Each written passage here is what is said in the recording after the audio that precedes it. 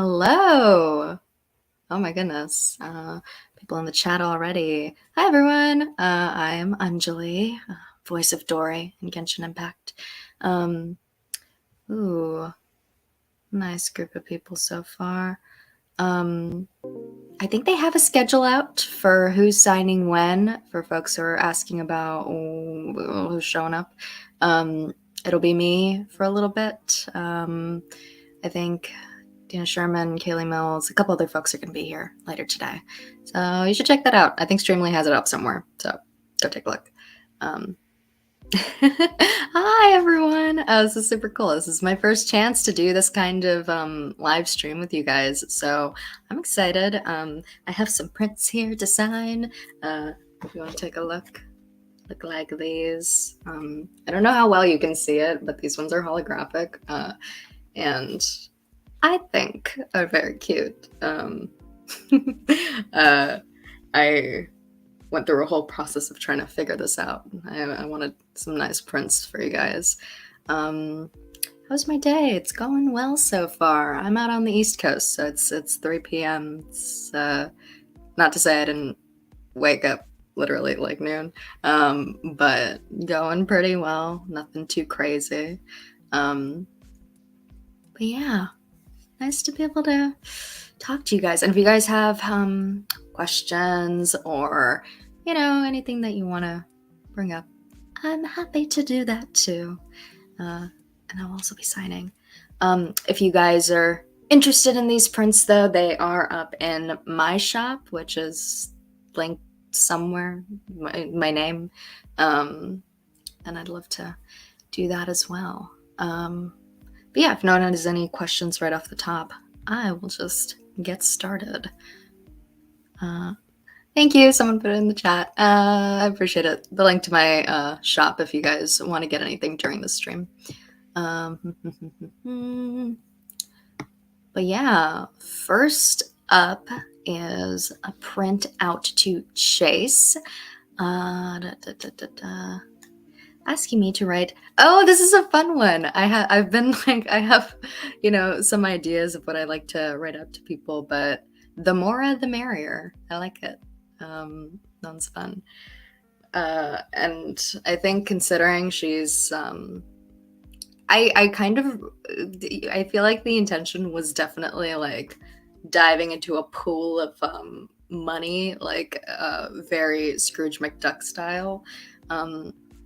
And I think that was accomplished. I think that was accomplished. But the more the merrier.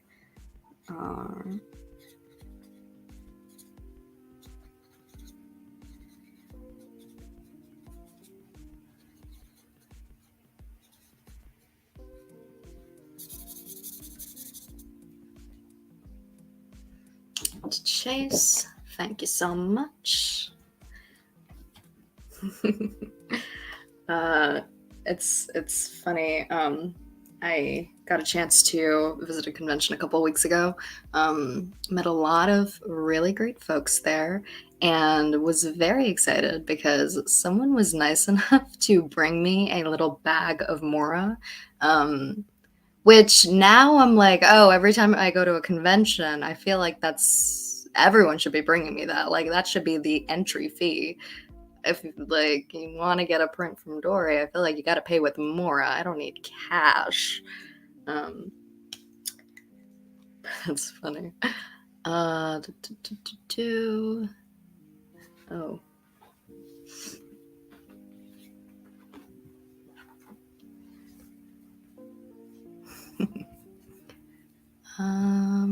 This is also me figuring out how to use Streamily. This is my first time, so that's fun. It's been... Ooh, this is from someone I know. A little request. Well, they didn't tell me what message they wanted, but I will write a nice little personalized message.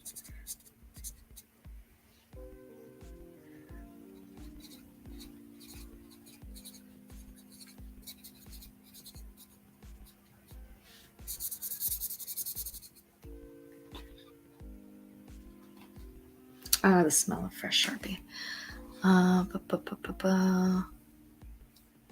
Hello. new people.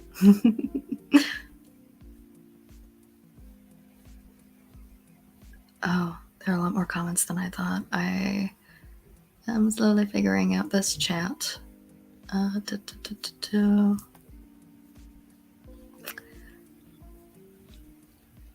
Hi, new folks. Yeah, just continuing to sign. If anyone has questions or comments, I'm happy to answer those. I'd love to talk to you guys.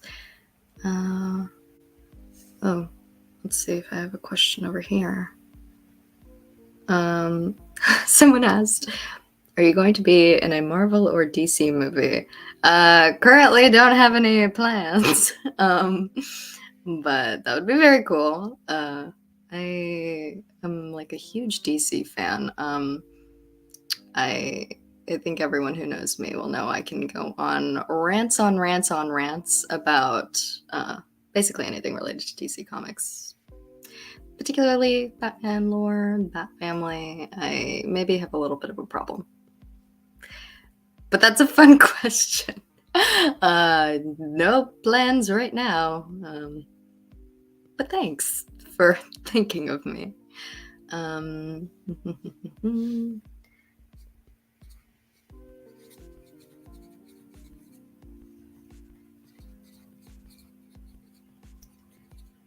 have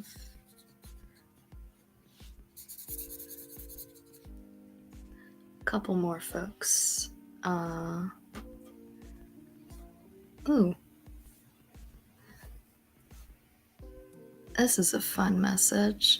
Oh, this is so nice. Okay, so someone wrote, love your work as Dory. As an up-and-coming VO artist, I hope to get to work with you one day. I hope you have fun voicing Dory, and don't let anybody stop you from having fun in this business. Which I appreciate. I mean, first of all, I always like to talk to new actors because it was not that long ago that I was a new actor. And I've been very fortunate to have some very cool opportunities in the time that I've been doing this. But it's nice to meet folks who are in that position. It's been a long way, but I like have to step back and think about, get some perspective. It feels like it's been forever. It hasn't been that long. And a lot of people can accomplish, I think, the same, if not more, in shorter periods of time than we give them credit for. Like it's a process, but I guess I'm always excited to hear about new folks, and I'm excited for them and like their journey and like everything that's coming. It's always cool. So Nick, I hope we also work together at some point. And then also, I appreciate the message of don't let anybody stop you from having fun, because I think it's very easy to get caught up in the drama and the internet. There's always going to be folks that are not as open to you as you'd like. I definitely experienced that with Dory, but I was very fortunate that everyone else was so supportive that it kind of drowns out, bad apples. Question. Which franchise, either video game, cartoon, or anime, would you like to be a part of? I spoiled the question because it would probably be something related to like, DC and particularly Batman lore. Anything related to that. I don't know specific character, nothing, like just anything. That would be very, very cool. I'm pretty big fan. So I would like that to happen. Fever dream maybe, but I also, you never know. Beyond that though, more unique answer. What would I like to be a part of? I don't know. Like part of me is like, I don't want to jinx it if like it does come across my desk and I get to audition for certain projects. I'm like, ooh, I don't want to put it out in the universe just to, I feel like I need to knock on wood and I don't have any near me. So we'll see. Let me write this out to Nick.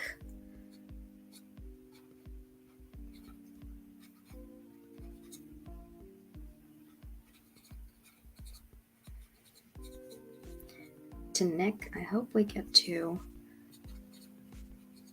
work together soon.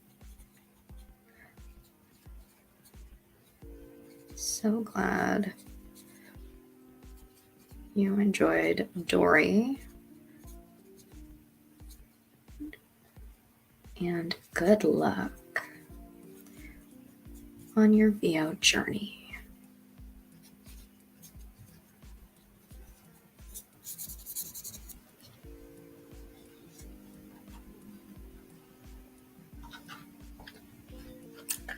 Oh, that's super cool. I like meeting new actors, like, just makes me really happy. I feel like okay, cool. Oh, I think I have to skip this one. This is a different.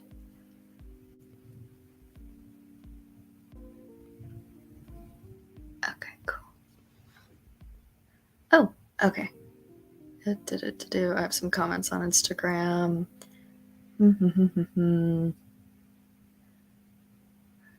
Oh my god. Whoever has 16.8 million more in the game. I know I feel like that's relative, and like I still don't think you could afford anything that Dory's selling. I'm just gonna be honest. I mean, I guess I could give you a deal, but I don't know. Oh. Oh, hi, Javier. Appreciate all the nice comments on Twitter. You've been awesome. I appreciate that. I think the prints are cute too.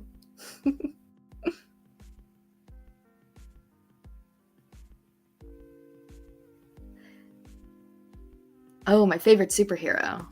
That's hard. That's hard because I feel like I can't say Batman because for me, the most interesting thing about him is his family. Like, Batman and the rest of the family are like the cohesive unit that I think present the most interesting scenarios to me.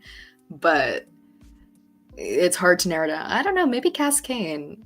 I like her a lot. She's cool. Yeah, maybe this is too much comic book opinions coming up, but if anyone knows going to be the next Batman, I feel like it should be her. Anyway, yeah. Oh, hey, Chase. Oh, that's awesome. Ooh. Elliot, raise the price and give him a discount. I mean, I could do that. I could. Yeah, no, where is Casca? I mean, I guess she popped up in the Harley Quinn movie, but like I need a solo I need to I feel like we need more of Cascade. I would love to see an animated movie. That would be amazing. I'm a fiend for animation. It's crazy. It's almost like I'm a voice actor that acts in animation. It's crazy. But I feel like I'd really enjoy an animated Cascade movie. That would be amazing. Oh wow.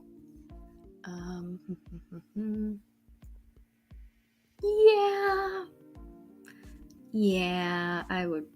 Yeah, someone had said the Harley Quinn cast is cool, but it's not the comic cast character. Yeah, I mean, I think it was cool. It would be nice to see like her origins and her meeting Bruce, and like there's so much potential for. Yeah, I totally agree. I watched Gotham back in the day. Someone had mentioned on Instagram. I used to watch Gotham. I think it's interesting when they do those origins. Because I think there's also that new Alfred Pennyworth show. I haven't seen that one, but I'm always fascinated by them because the characterizations, because there are like a million origins in the comics, and so like. And somehow in the shows they always give it a totally new twist, and I either love it or I totally hate it, and so there's no in between. It's fun though. I really liked I'm blanking on his name, but when they did like Joker origins on Gotham, I actually really like that actor. I think he's on Shameless. Anyway,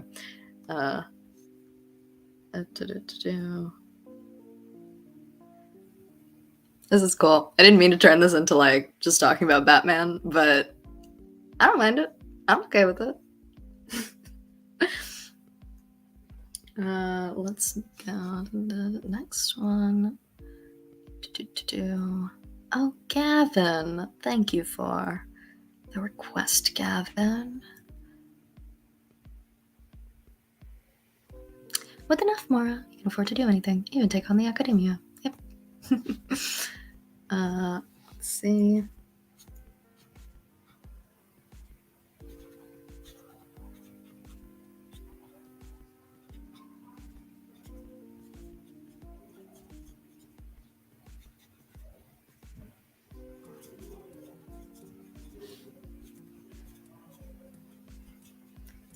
With enough Mora, you can do anything. Even take on... I always spell this version of academia wrong. The academia.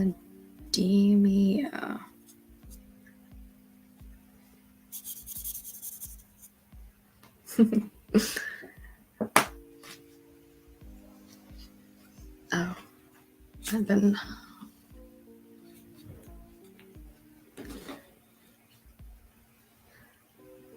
Hello. Oh, is that Gabby? Hi, Gabby.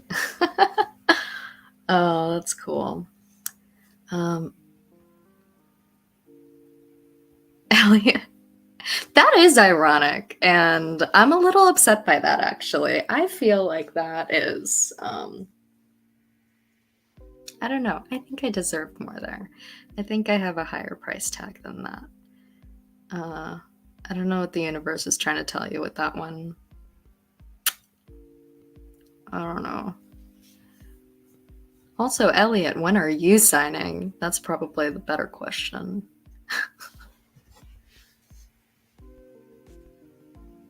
Also, are you on 2 different accounts? Elliot Gindi and Elliot Gindi VO. Also, I don't know if I'm pronouncing your name right anyway. Probably did already. Your prints are beautiful. You guys should check out Elliot's prints for Tenari because they are gorgeous. They are so pretty. I want to like steal all of your artists and commission them immediately. Like those are works of art, like in a museum. They're so pretty. Oh, thank you. Yeah, I think a cross between Mr. Krabs and Scrooge McDuck is a pretty accurate representation of Dory. I mean, you know, she has her tragic backstory, but I think she's a good saleswoman. I think she manages it pretty well, despite everything. Yeah. Scrooge McDory. I love it. Wait. That's great. Oh, wow.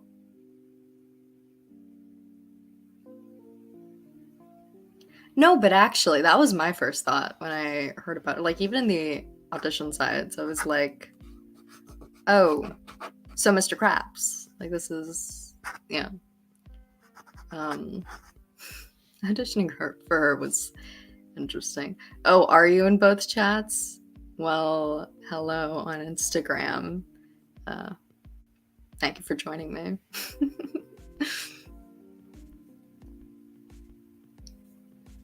Let me catch up on some of these comments.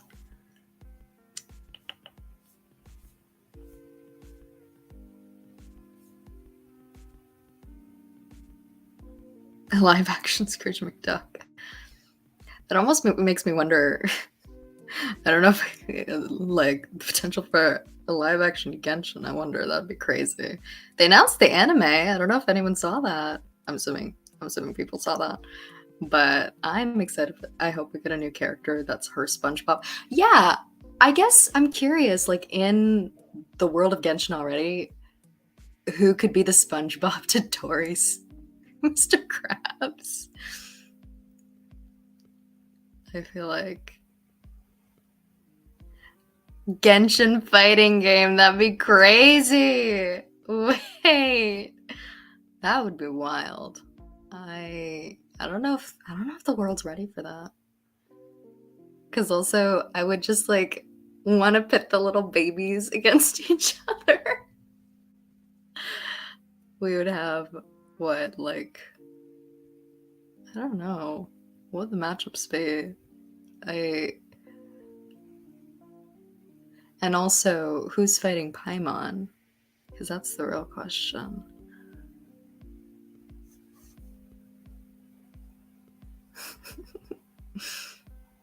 Oh gosh.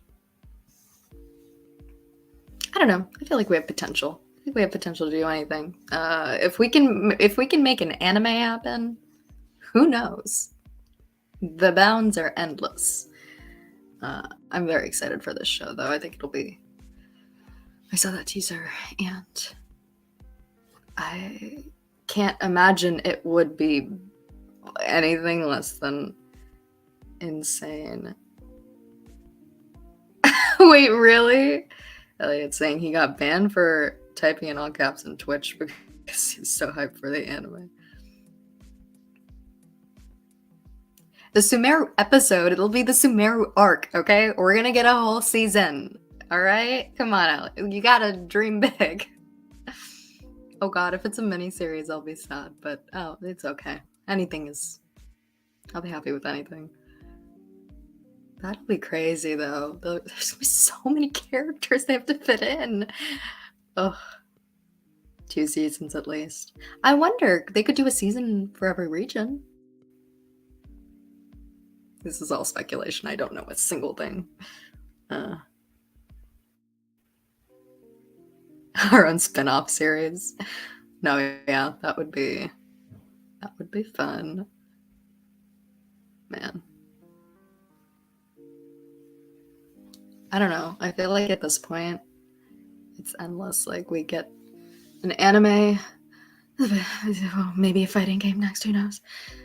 What's next? I really think, I don't know, maybe not anytime soon, but I could see there being like a live action. If they make an anime, I could see there being a live action adaptation one day. Like, I could see it. Bring the actors in to dub, whatever. I'm sure it would happen in China, right? That would be something.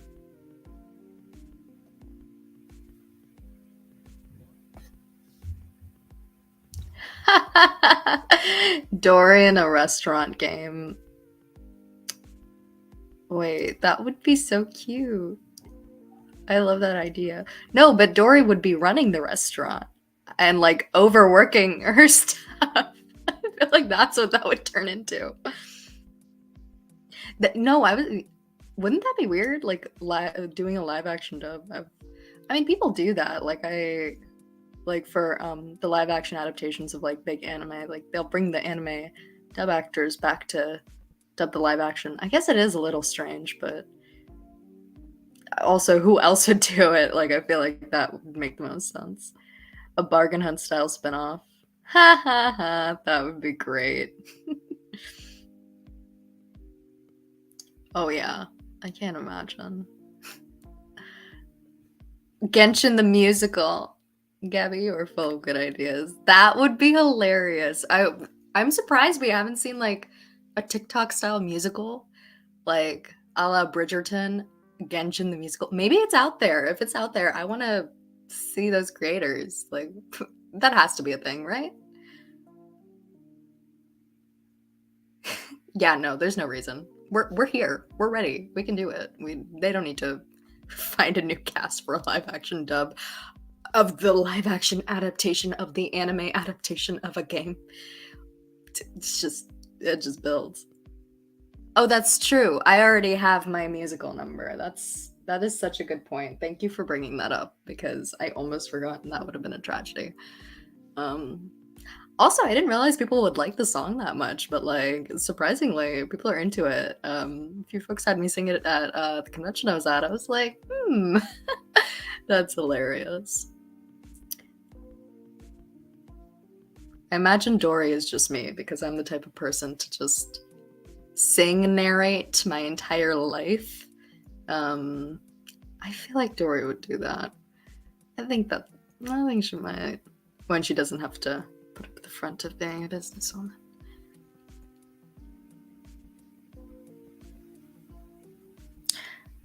Yeah, Javier, I don't actually, I feel like I haven't seen any live action adaptations of anime. I don't think I have. Oh wait, I watched the Death Note adaptation on Netflix with Nat Wolf. I remember that one. That was interesting. It made me think I need to go back and watch the series again because I don't remember it being like this. So that was fun. Do I sing well? Elliot's like, the Mora song is great because you sing well and the Japanese singer sings terribly, I guess on purpose. I was just like, this is how I sing to myself on the daily. So I guess if that's singing well, I appreciate the compliment. Oh yay! I love Christina's Prince as well. I think I've seen Keith's Prince, and I remember them looking really cool. So that's awesome. Wait, that's super fun. Oh, Christina's Prince were super cute. Yeah, I agree. They were adorable. I feel like it's impossible to get a print though where Chloe doesn't look adorable because I think that's just like the essence of her character. It's kind of hard to avoid. The English voice cast for the Death Note is stacked. Yeah, I remember when I was a kid watching the dub for it. Because I feel like I don't think I watched it online. I think I watched it on TV, but I can't imagine where it would have been airing. But I remember watching it dubbed, and it was so good. I haven't seen it in like a very long time, but I remember really enjoying it. And part of that was definitely the cast. They were incredible. This makes me need to IMDb this immediately, or Anime News Network. I don't know. You know what? I'm that terrible person that I like wait for things to just all of it come out and then binge it because I am so bad at like the week to week model that I haven't seen any of Spy Family so far. Spy X Family. I'm sure that's a whole debate. And I'm like waiting. I'm like, come out already so I can just binge it because it looks so good and I love the setup and I'm like a sucker for, the fake relationship trope. Like it has everything. I really want to watch it. Ooh, thank you for the. Oh wow, yeah. This makes me also want to go back and rewatch Death Note, even though I haven't seen it in forever. That's yeah. I remember the performances being really good, so I'm sure my like 8-year-old memory holds up. I'm sure. Oh, I guess Spy X Family is wrapping up in October. A little while longer. I guess I'll have to tweet out my thoughts or something. I don't know. Yeah, I am horrendous with this week to week. I've been watching Harley Quinn though week to week. That was good. It just ended this week. Can you tell I'm a DC fan? No, that was great. Ooh, some folks on Instagram. I haven't seen Samurai Champloo, but I've heard about it and I really want to watch it. It's probably on Crunchyroll. I'll go watch it at some point. But I've heard like amazing things and like the animation style looks pretty cool. I feel like it's been on my list for a while. If the voice acting is good, then I will definitely watch it. I have to check it out. And that's a really easy sell for me is if you tell me the voice acting is good, I'll almost definitely watch it.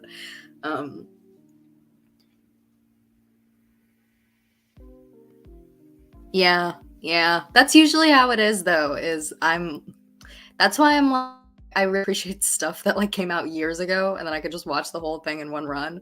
I'm like, that's my type of show. And then new shows, I always miss the hype because I don't want to like have to watch week to week. And so everyone gets excited, and I'm like, I'll know what you're talking about in like 2 years. Yay! That was me with Game of Thrones. I have not watched any of this new House of Dragon show, but I'm sure I'll catch up at some point. I have watched, I think I watched season 1 of Tokyo Ghoul, and then I never watched season 2. I should do that. But I remember liking that too. Anything with like interesting and new concepts, I will always give a chance. Like especially when it's borderline, like, you know, I don't know if does that show qualify as like psychological horror? I don't think so, but anything even approaching that, I love. I think that's always super fun.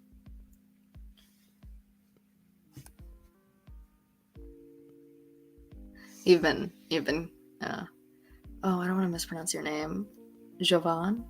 If that's totally wrong, correct me. But you've been doing better than me. I feel like everyone's been catching up on TV during the pandemic, and I have not. I've just been working and like occasionally binging shows. It's really bad. Somehow, in theory, I have more free time, and yet I just keep rewatching like Haikyuu and stuff because I'm like, I don't have the capacity to watch new stuff as much anymore. Which is what it is. You know. That's how it goes. Oh.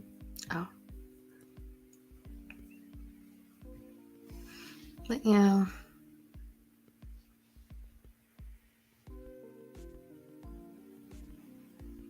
Oh, well, if you cried at the end of season 2 of Tokyo Ghoul, I probably will cry way too easily, especially at like shows that are not even trying to pull at the heartstrings. I am just really sympathetic to anything the character's going through. It's like, I'm very easy. I just, yeah, I feel like I got super emotional at the start of that show. Like literally in the first episode when he like turns or whatever, I was like, that's so sad. You know, he was just a normal boy. He just wanted to go on a date, and suddenly his life is a mess. Oh, yeah. Elliot, I can't tell if you're being sarcastic. Don't make fun of me, okay? I can be emotional if I want to be. Okay. I totally relate to this. I think, again, correct me if this is totally wrong, but Siobhan had talked about just downloading them from YouTube. You don't know, though. You don't know the struggle of watching like a 24-part anime episode on YouTube when you were like 8 years old. I feel like these days it's so much easier to like watch stuff. And also Crunchyroll is more accessible, whatever. Like when I was a kid, I was like, I have nothing. I just need to. I was like watching Inuyasha in like 110 parts or something. It was something. Oh, I appreciate that it wasn't sarcastic. Thank you, then.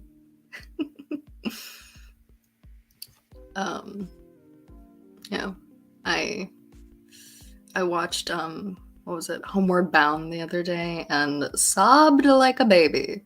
That movie is fantastic and nothing compares. It's so good. And then I just spend the entire movie crying. I've never heard of the show TF Energon. Oh, the Transformers. I haven't watched any of the Transformers. It's like a big blank space in my childhood. I know I'm missing out. Yeah.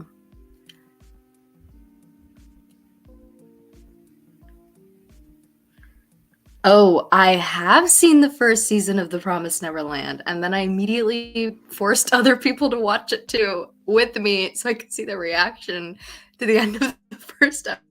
Like, that is such a satisfying like episode of television to watch with someone. It's almost a little bit sadistic doing that because I'm like, yes, please be just absolutely horrified at what I'm about to show you. Like, just their face dropping when they see what happens is kind of hilarious, and I feel like a bad person for saying that, but it's always fun. to show people that show. Yeah, it was so good. I need to watch the second season. I haven't watched it, but I did read a good bit into the manga. I hear it's different though, so I still need to catch up on that.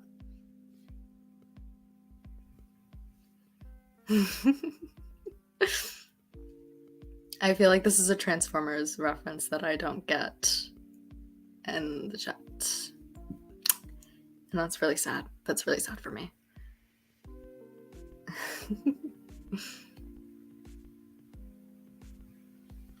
I feel like I want to see it for myself, the second season of Promised Neverland. I feel like I need to, see what direction they go in and then like make that judgment call. It's hard I feel like I leave so many shows unfinished, but I'm like, I refuse to make a judgment on it until I finish it. It's kind of how I felt about Game of Thrones, but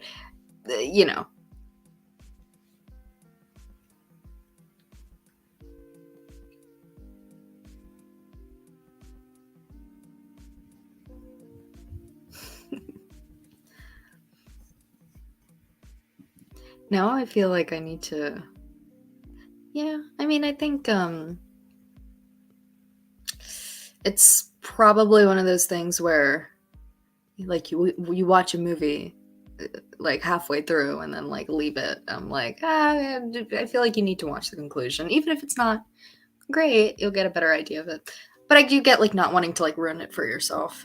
But sometimes it frustrates me. I had a friend who watched all of Avatar The Last Airbender and was then like, I don't want to ruin it for myself in case I don't like Korra, so I'm not going to watch Korra, which I think was a travesty. I feel like you should watch Korra. Like, it's good in its own way, So sometimes I'm like, give it a chance and then have a judgment about it. It's okay. Like, I think you can give it a fair run, And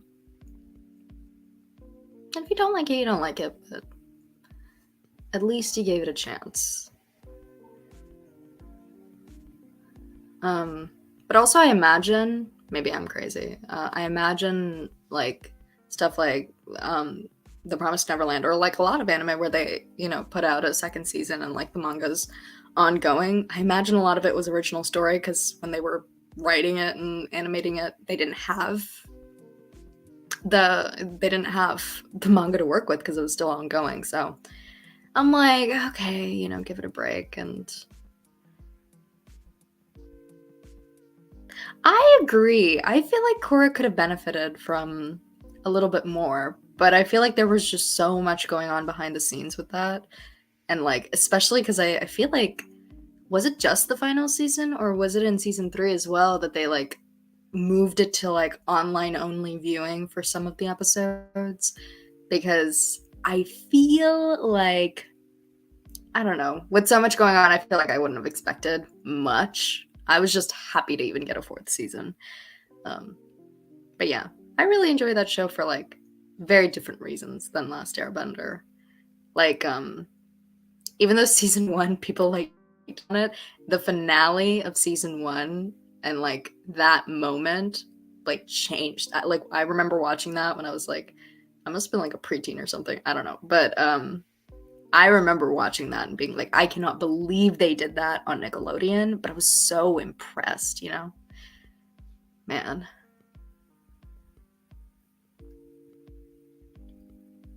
Hey, Deshelle. Am I saying that right? Hello. Thank you for joining. Oh, your roommate was annoyed by Korra? Yeah.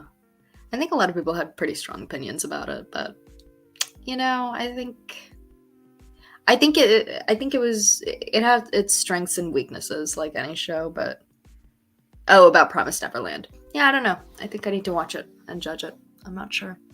It's kind of hard to. Right. Yeah. The first season though was great. So I feel like I would not be doing myself a favor by just skipping out totally. Like, I don't know. Part of me thinks maybe the end of that first season of Promised Neverland could have been a solid conclusion on its own. I could see a world where that makes sense to me, and I'm like, I can accept that. But knowing there's more, I feel like I need to at least give it a chance. I agree, Korra's great. It gets so much flack, but like there were some really, really cool elements to it. Oh yeah. Yeah, they were willing to go to places I didn't realize Nickelodeon would let them go. So that was very cool.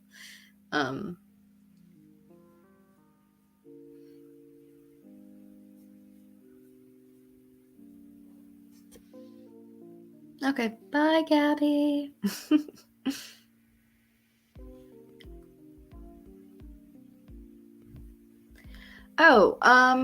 It's not.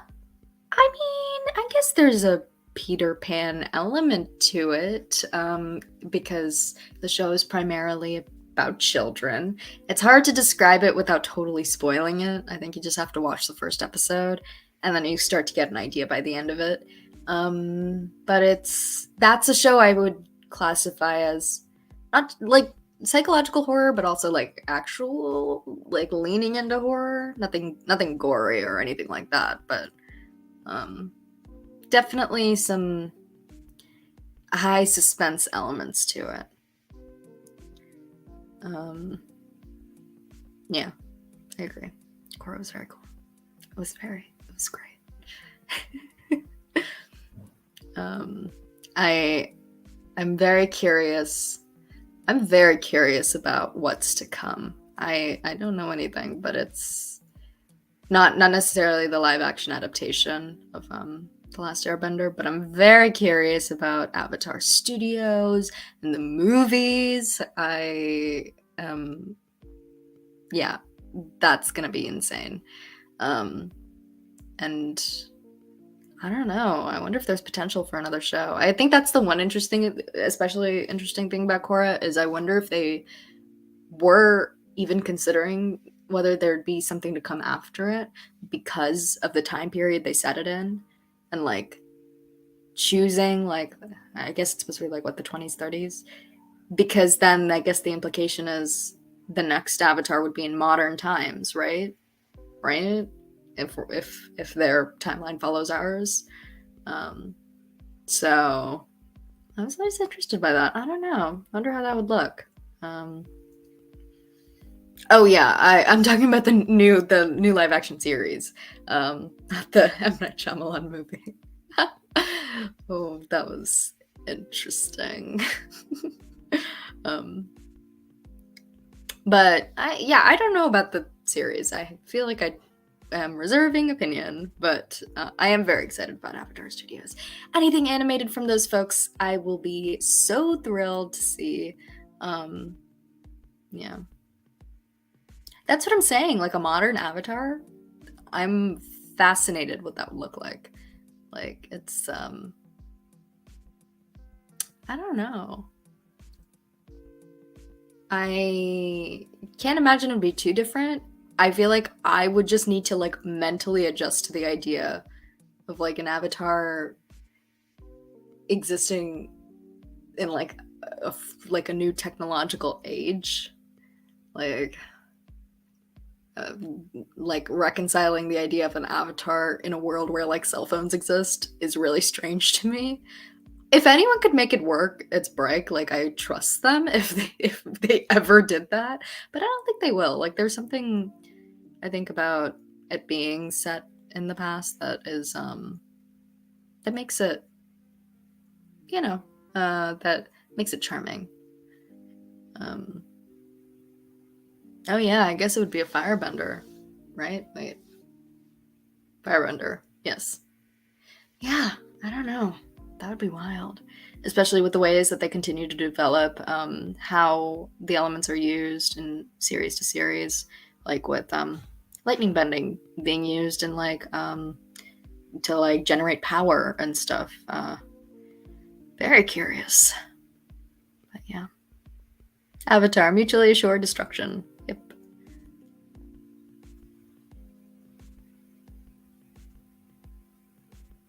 Oh, poster still open too, but right. I am not sure what you mean by that.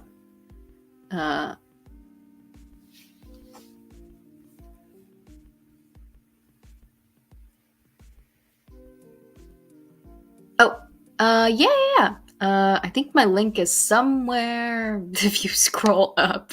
It should just be streamily.com/dashboard/s/my name, which is right up there. If you want to buy another print. This is what they look like. Yep, you can absolutely do that. Nope, you're all good. Is anyone else from the cast joining the stream soon? I think someone else is jumping on in like 10 minutes. Wow, I have been talking for a while. I hope you guys like my random TV opinions. But yeah, I think I'm not sure who's joining next, but someone should be on soonish. So yeah. But Avatar mutually assured destruction. You're fine. You're fine. Oh my goodness.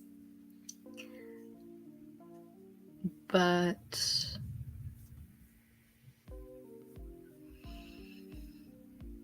yeah. I might stick around for a little bit longer, whenever the next actor pops in, just to say hi and talk to other people.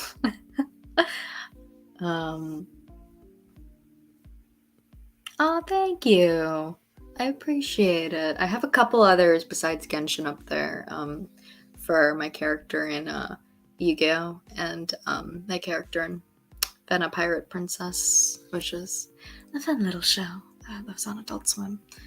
But yeah, I appreciate it. The Dory one is holographic, which I don't think really shows, but they're pretty in person. Javier, you're good. Oh, that's funny.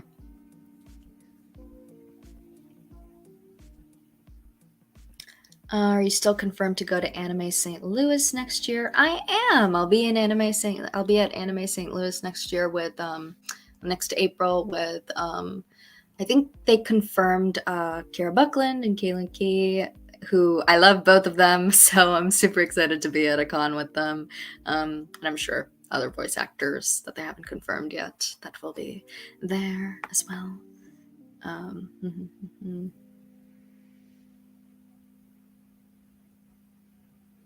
Yeah, the training of any kind of modern day avatar, I would be fascinated to see.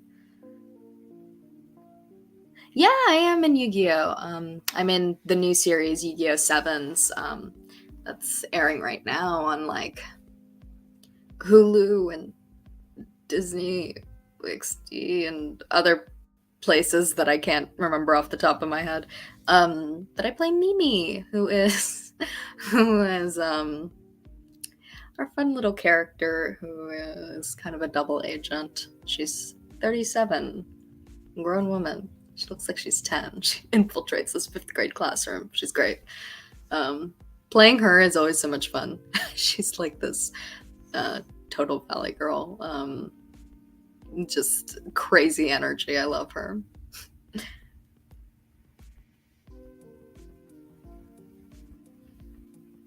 Oh yeah. Yeah. Interestingly, my convention that I went to a couple weeks ago was the first time I'd gone to a convention, period, like as a guest or even just as an attendee.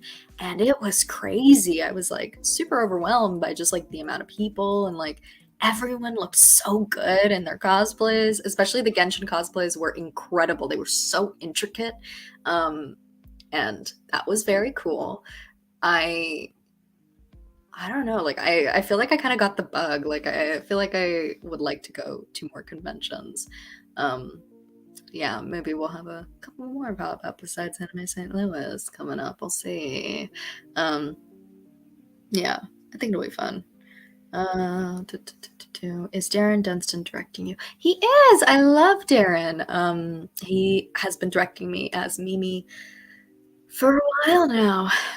I can't even remember when we started. We've been recording this show for a while. Yeah, it's been fun times. He's very cool. The rest of the cast is so much fun. A lot of us are on the East Coast. A lot of folks are in New York specifically.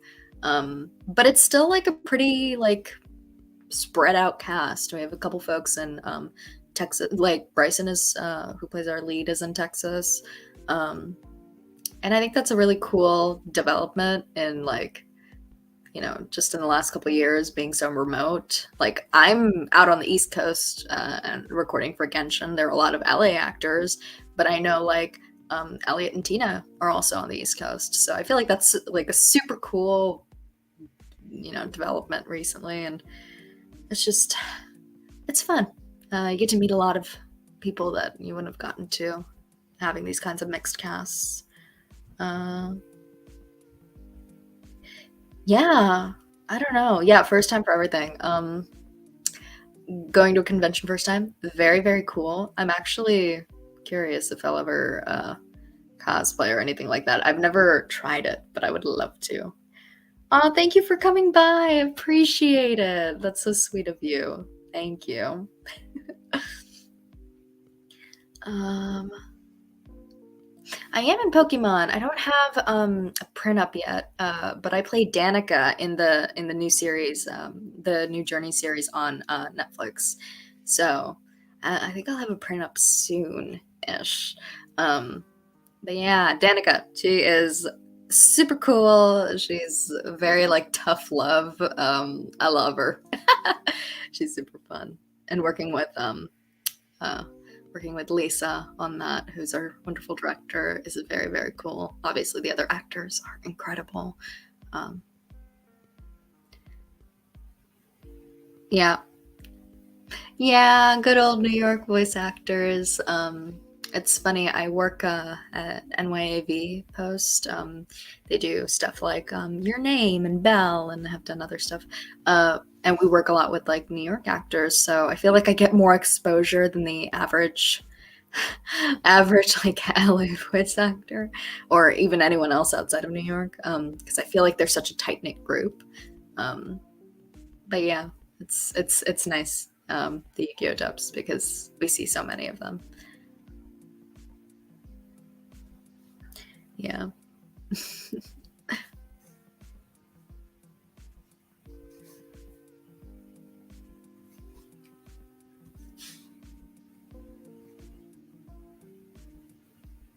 Oh, hey, Rob. Hello. I'm mainly on the Streamily Twitch, but I'm also on here. Nice to see you. It's been a minute. I feel like we're all slowly recovering from that convention a couple of weeks ago. Rob Morera just joined on Instagram. He is one of my castmates from Fena Pirate Princess. He's wonderful. But yeah. Ooh. Yeah. NYAV does a lot of the Gundam projects.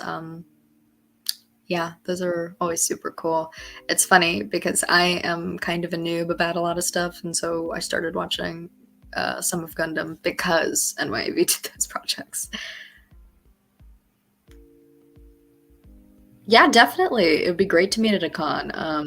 I will see if there are any other announcements besides Anime St. Louis. But that's all I have on the books right now. I'm excited though. I think it'll be a lot of fun. I'm excited to meet folks.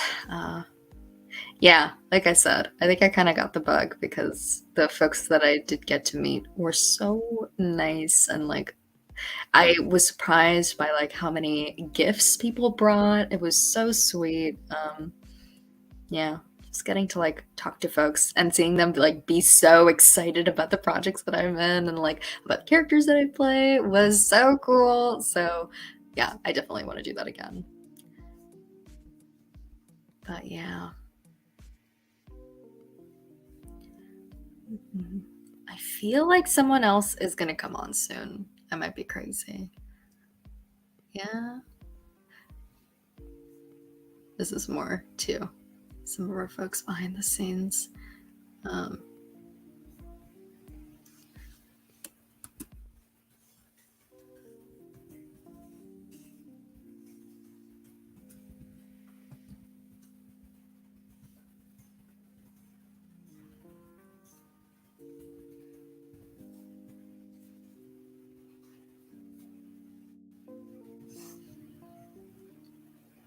Oh wow, you are way further than me if you're I've seen a couple of the movies. I haven't been watching the series. So you are farther than me for sure. Oh, cool. Wait, that's your first convention? That's awesome. Okay, well, I'll still be super new to it too, I think. It'll only be like second or third convention, so um yeah, I will try not to guess, but I appreciate it if you bring me a gift. You don't have to do that, but thank you. um yeah, super sweet to get those kinds of things from people. Oh, two questions. Favorite voice actors who voiced a cartoon cat? And second, who's your favorite athlete from any league? I'll answer the second one because I have to admit that I am clueless and I would not be able to. I don't have enough of an opinion to tell you a favorite athlete because I am allergic to watching sports. Sometimes I watch tennis, sometimes. It's really sad. It's really you know what's funny is I don't watch a lot of anime, but when I do, it tends to be sports anime. And so when I watch actual sports, I get so bored, and I'm like, there's no story. There's nothing happening. There's just which is a little sad. But yeah, I can't really answer that one. Favorite voice actress who voiced a cartoon cat. The only person I can think of right now is Kira Buckland. She must have voiced cats. Like, there's no way she hasn't. So I'm gonna say Kira because I can't think of any. I'm cartoon cats. I'm like trying to even imagine. Maybe voice actor, whoever voiced Salem in Sabrina the Teenage Witch, like the live action, whoever that was, you did great. Okay, I loved that performance. I thought it was the funniest thing. Oh my gosh.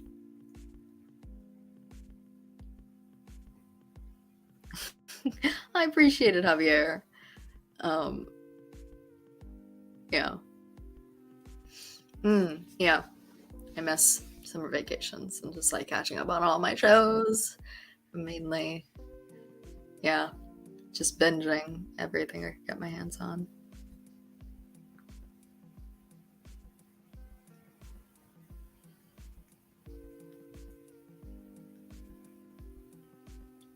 Oh yeah, I have like virtually no attention span, so I am also really quick to drop shows if I don't get into them like immediately. Which is not great, but it is what it is, you know. I'm assuming, Robbie, that that's an athlete that I don't know. So, sure, maybe. Watched a tennis anime recently. Prince of Tennis, maybe? I actually haven't seen too many tennis anime specifically, weirdly.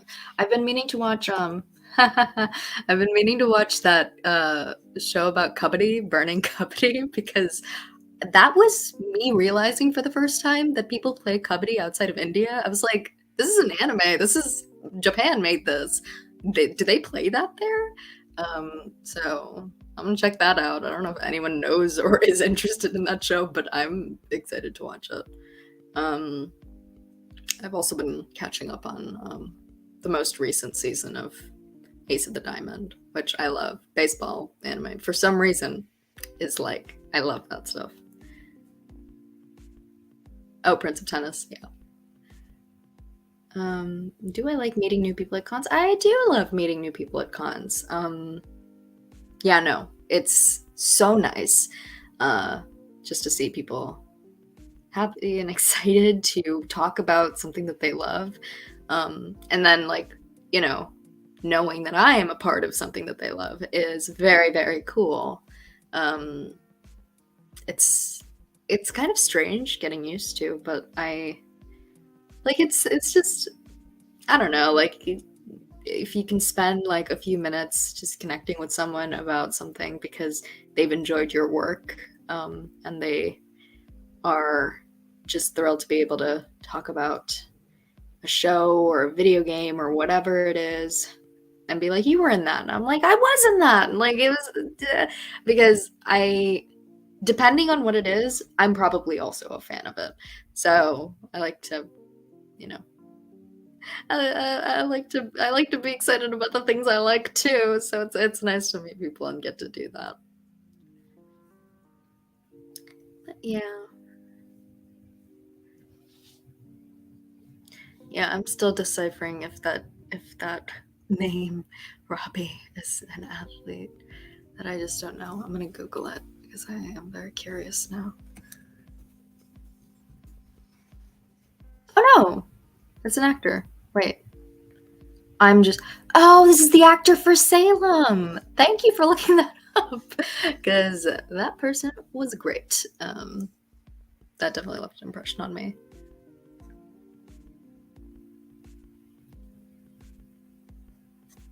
Yeah. Yeah, no, it's really nice to connect with people at cons. I think it can be I think it's really special because like when you share passion with someone, like when you share a passion about something with someone, I don't know that it's something that's easy to replicate outside of these kinds of scenarios. Especially like in a place that's like it's meant to be a place where you can be excited and passionate and a little bit crazy about stuff you like. So I don't know. I appreciate it. And I'd never been to one before.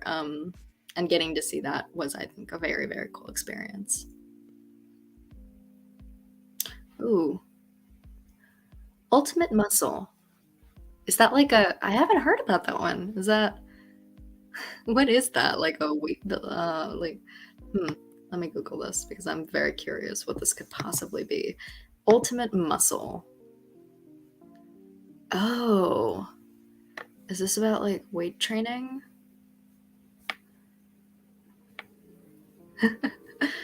This is I haven't heard of this series ever. Oh, it's a 4Kids dub. Huh. But also the animation style is wild. Wow. This is very early 2000s. That's hilarious. Wow.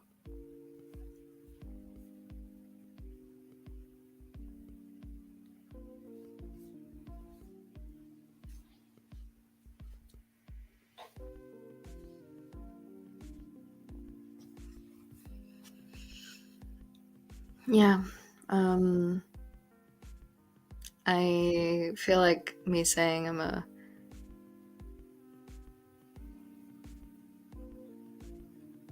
talking to voice actors on Twitter. Yeah, it is super cool. I mean, like, I feel like until recently, I wasn't. Even recently, I'm not very good at social media, and Twitter is like a wormhole. It's just it's a lot, but one good thing about it is you get to connect with people.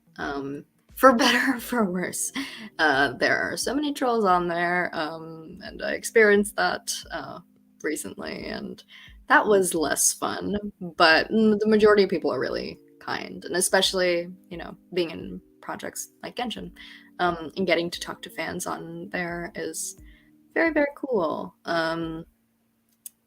It's always funny for me to see people ask me for their blessings they can pull for Dory or whatever it might be. I think that's great, and like just being able to connect with people that pre-Twitter, I guess you'd have to go to a convention just to see them. So yeah, I agree, John. As I continue to butcher your name, definitely. I'm sorry.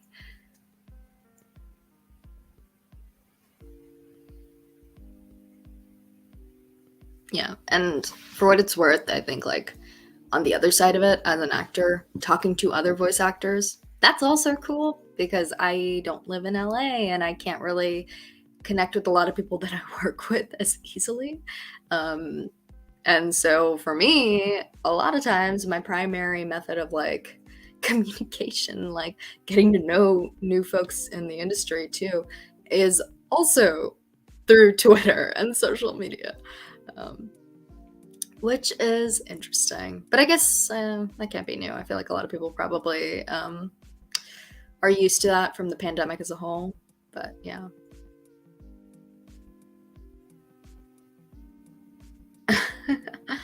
Oh, well, I feel like you should connect to the other Genshin actors because a lot of them are wonderful. Someone on Instagram was talking about, uh, you know, connecting with folks on Twitter. Yeah, like the Genshin actors have always, I think, been super, super welcoming and nice. But yeah, I say the same thing because most people mispronounce my name, and so I just want to be like careful about that kind of stuff. But I also think it's because like a lot of people who share my name, we all Americanize it in different ways.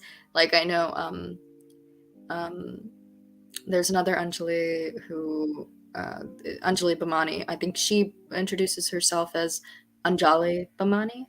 Um, yeah, which is just another way to Americanize it. Like even Anjali is Americanized. So, you know, you do what you can.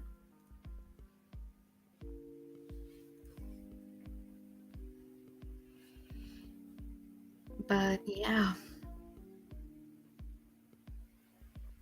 Yeah, I appreciate that. I think a lot of folks have a really good attitude about things, are super welcoming to fans, and yeah, I feel like I get my name mispronounced like everywhere. Um, it is what it is. I mean, I think you get used to it after a while. I feel like my thing is I'm horrible about actually correcting people because I get so awkward. I'm like, you know what? Yeah, we've known each other for 5 years and I've just never told you you're saying it totally wrong. And then they're like, why didn't you tell me? And I'm like, it was too late. How could I bring it up now? So that's always fun. Oh, I guess it's easier. I'd always considered getting like using a nickname, but also what would I use? Because Angie makes me want to shrivel up. Like I don't want to be called that. So you know.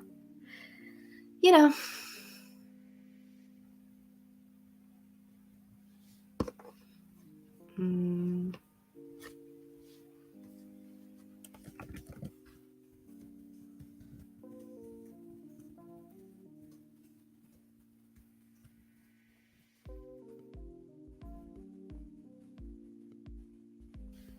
Oh, thank you. I think it means like gift from God or something. My name, which is something to live up to.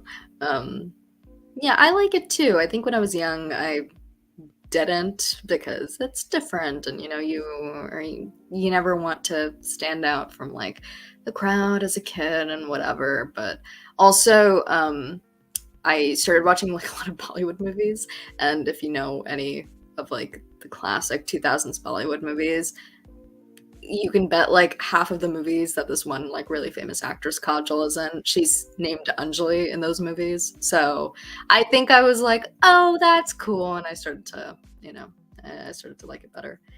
Uh, it's nice to have a name that's kind of unique. I worry that my name's a little bit alphabet soup, and I've been told that. And given the suggestion that I should take a stage name going into acting, and I don't know, part of me wonders if things would be easier if I had, but I also like my name. I also appreciate the fact that like it's my name, and the credit that I get for the work that I do goes to me and no one else, and there's no confusion about that. And I also have this like long ethnic name. I am proud to like showcase it, I guess. Um, you should watch some Bollywood movies. They're good. I promise. I guess RRR got pretty popular.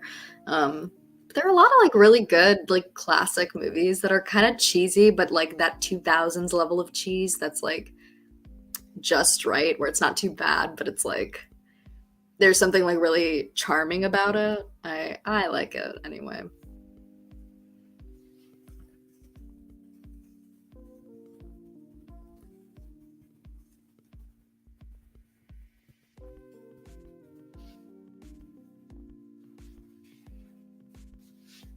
Yeah.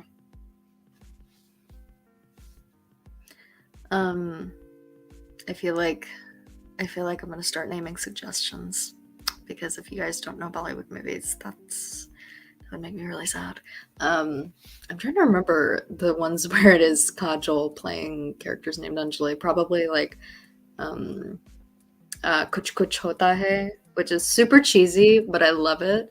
The premise is this little girl named Anjali finds out that her dad, her widowed dad, had a college friend named Anjali that she was named after. She like goes on this like little quest to find out more about her and like out about her relationship with with her mom and her dad.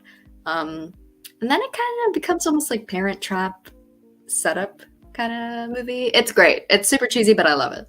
Um, I think there's Kabhi Khushi Kabhi Gum, which is another classic. It's Kajol and Shah Rukh Khan, and it's a gorgeous movie. Also, these are like classic 2000s. They're like full of like classic Bollywood numbers, like really great music. And they're just like again the right level of 2000s cheese for it to be like so charming and like um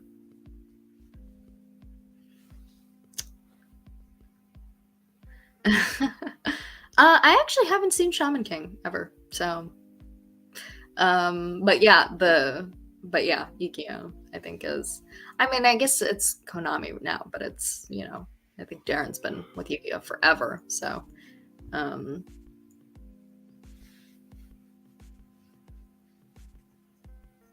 yeah, I mean, I feel like I could take a nickname, but like I've never been motivated to do it. I feel like it just part of me is like I wanna use the name that I have and not compromise, and it would probably be easier to pronounce or easier to remember if it was something else. But it's mine, you know, and it's unique about me, and I don't want to have to give that up for the industry. I guess is my thought process. Um, Someone asked on Instagram. Yeah, I mean, if you want to continue ordering prints, you can absolutely do that. It should be linked in my bio. And I'm happy to sign for you. Yeah. Um,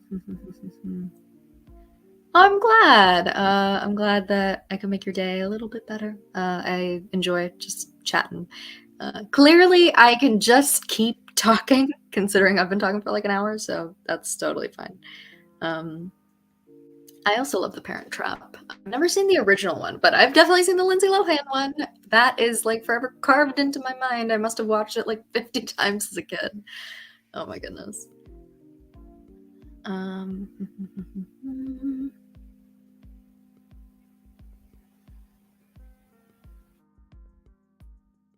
the first two letters and the last two letters. Unli.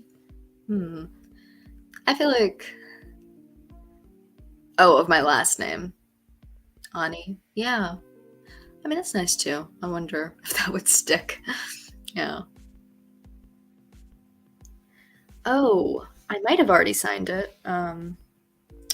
If you ordered it, then I definitely did. If it came through on Streamily. So hopefully, if there were a few names, if I go through them. But your order, I think, should be like checked off as completed, I believe, on Streamily. If I signed it, yes, no. This is a question for the folks behind the scenes. Yeah, I think I probably already got to it. What is your name? I can double check for you. Gavin. Oh, I did sign for you, Gavin. That's right. With enough more, I can do anything, even take on the academia. I remember. Yep, I did sign for you. That's a fun line. I think Dory's hilarious for just literally. The world revolves around money. Very Scrooge McDuck. Very, I have a room full of gold coins that I do daily dives into. And I appreciate that about her, you know? Because I think our like little ferret brain that's like I would absolutely do the same thing. I think Dory embodies that and embraces that full force, and I appreciate that about her. No judgment.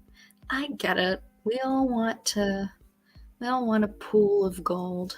I understand it. Um Oh hey! I got a request from Sean. I can absolutely make something out to you. Thank you, Sean, for ordering a print. Ooh, it's funny. I am just, my pronunciation of Sangama Bay was like terrible for a little while. Because I also wanted to, there were some words where I wanted to like absolutely, like me just speaking with an accent sometimes, like I want to incorporate that and I can't, and I'm like, I have to standardize it because we all have to match and everything, but um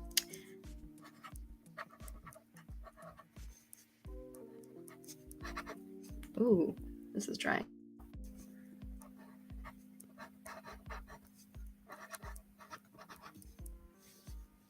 Okay, cool. Let me grab a different one. Let me grab a different pen.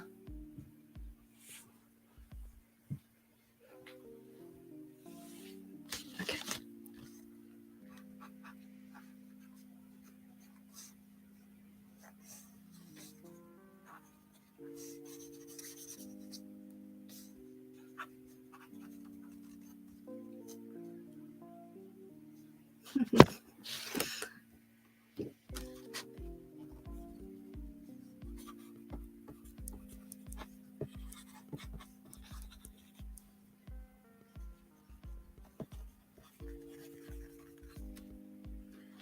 Awesome. Very cool. Thank you for ordering a print, Sean. Awesome. Oh, cool. Oh, wait. How long am I gonna stay on? Probably not too much longer. Probably popping off soon-ish. I might wait for the next actor to pop on, but I do have to run soon. So let me double check.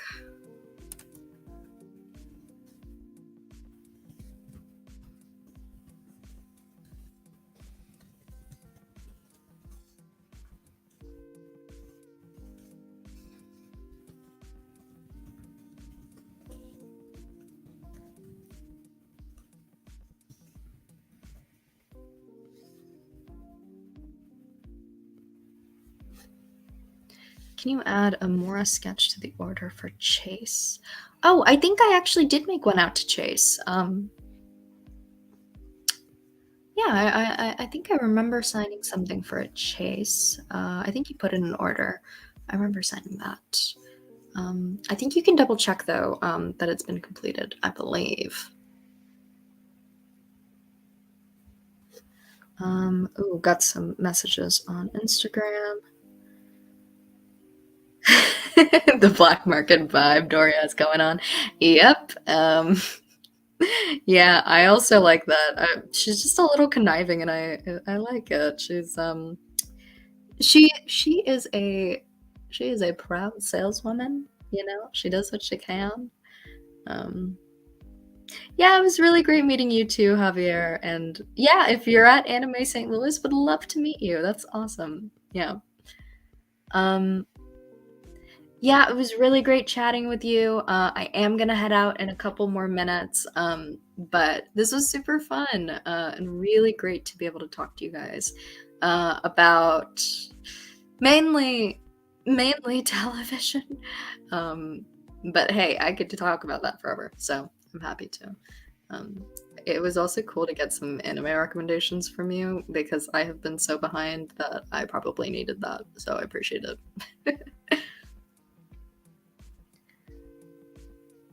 Aw, thank you, Javon. Or I guess John, but I appreciate it. It was nice to be able to talk to you. I'll probably do something like this again, so I I appreciate that, Javier.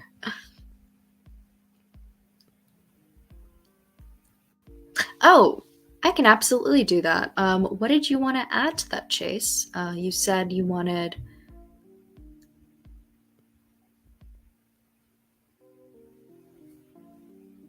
What did you want in addition to your quote? I'm happy to do that.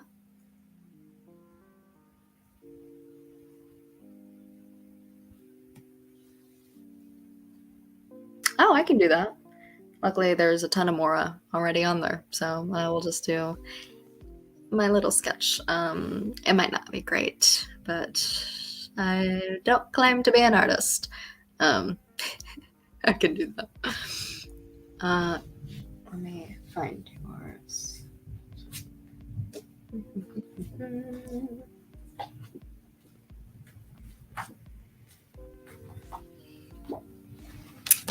I can definitely do that.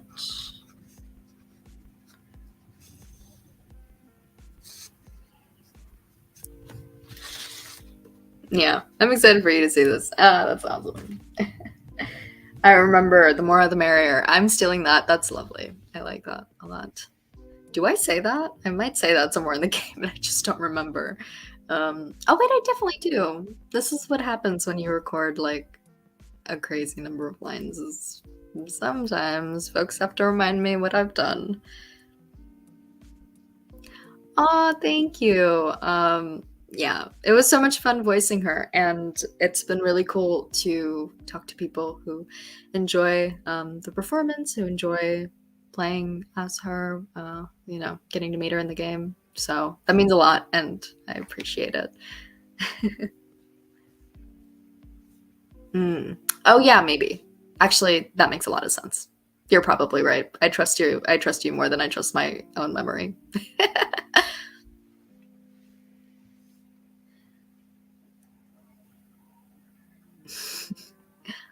Awesome. Well, I have to get going, you guys. So I'm gonna drop off, and I believe the next actor will be popping up soon enough. But it was really great getting to talk to everyone. Thank you so much for coming by. Uh, I'm glad you got to meet her. Awesome. Well, I will see you guys at some point. This was super cool. All right. Bye.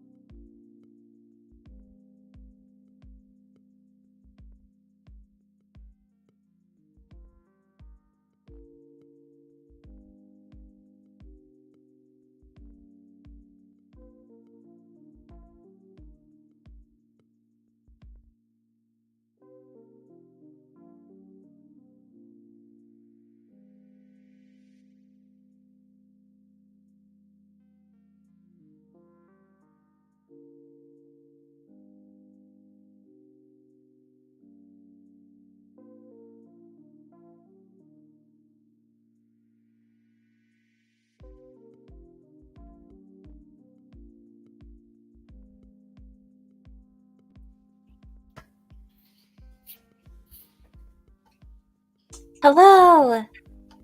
Hey, Kaylee. Hi, it's good to see you. I don't think we've ever actually met before, so hi. Hello. Hey, Kaylee. Hi, it's good to see you. I don't think we've ever actually met before, so hi.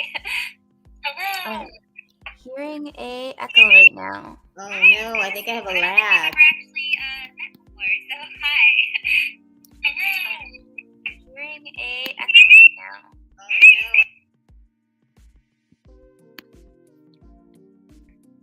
Maybe this is better. Can you hear me? Oh no, this is overlapping.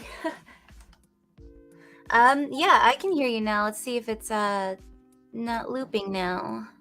I think we're good.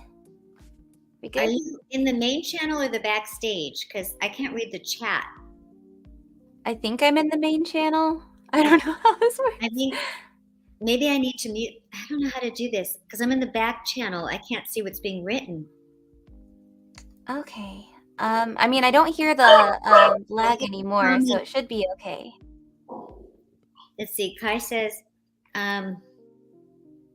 hit the comments tab to view the post. Okay. Sorry, my dog just went crazy. There we go.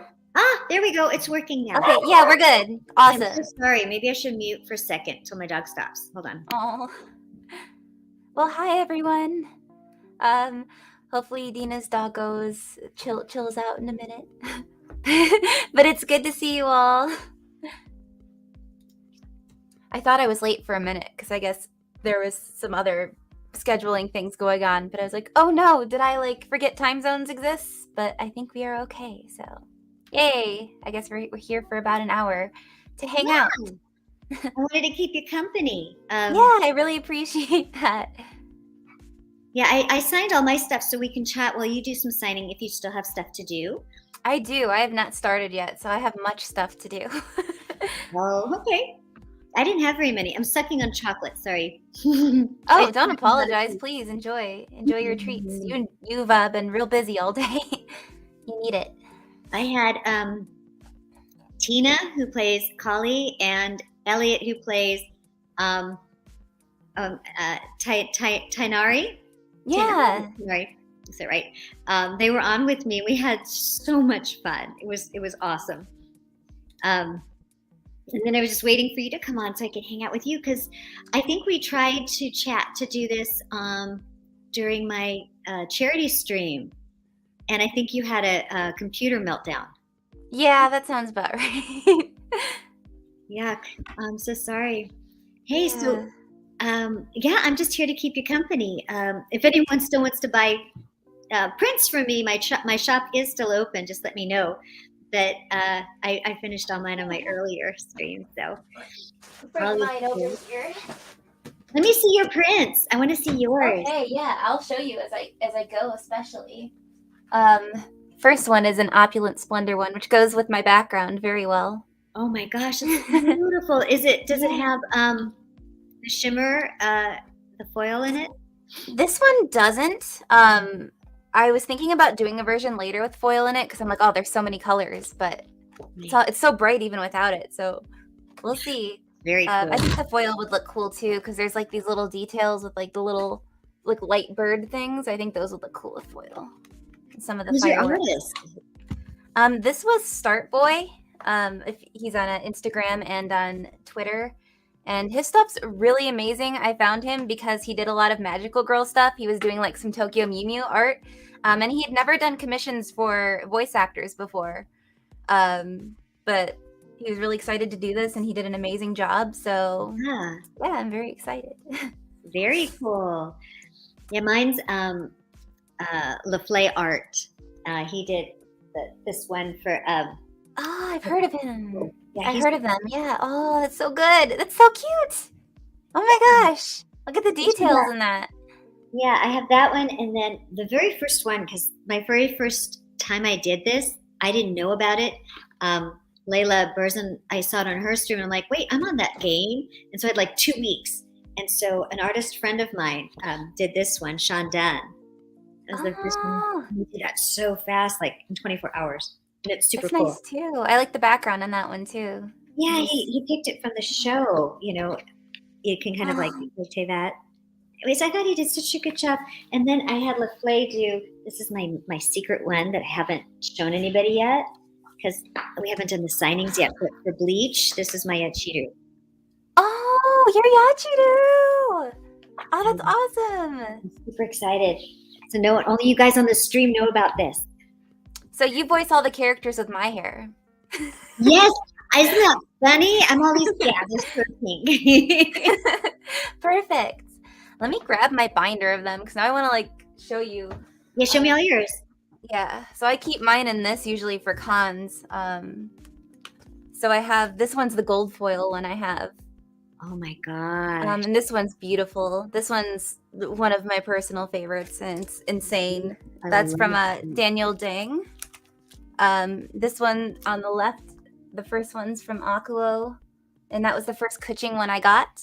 And this is from Alina. I just got this one. It's a teacher one.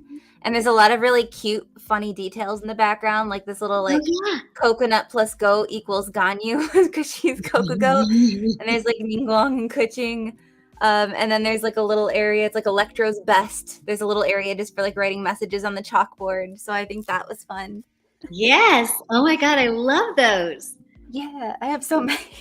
I'll just show the Kuching one. Yeah, show me because that's all I have because I haven't started doing conventions yet. So show me what I showed you all I have because I want to see all you have. Yeah, I'll show the Kuching ones because there's a lot. Maybe I'll flip through some of the other ones, but we're mostly here for Genshin. I think everyone is.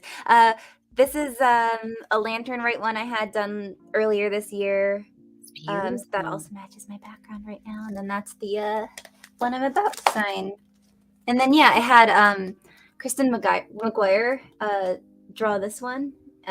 She did it for fun. We did it for charity. So like we did like a lot of these for like type 1 diabetes charity. So that was cool. Very cool.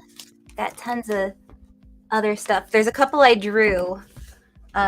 This little one for a character I just voiced. I drew this one. Oh my gosh, who is she? What character? What show? Her name's Kisara. She's from a show called Engage Kiss. And it's airing right now. So that one's still pretty new. And then I also have Kasamine from Love Live. She's very cute. And you do that too? You're so talented. Thanks. I drew for fun a lot in school, and I was like, when I first started, my first print ever I drew myself because I couldn't afford to commission an artist, and that was this one, like 5 years ago.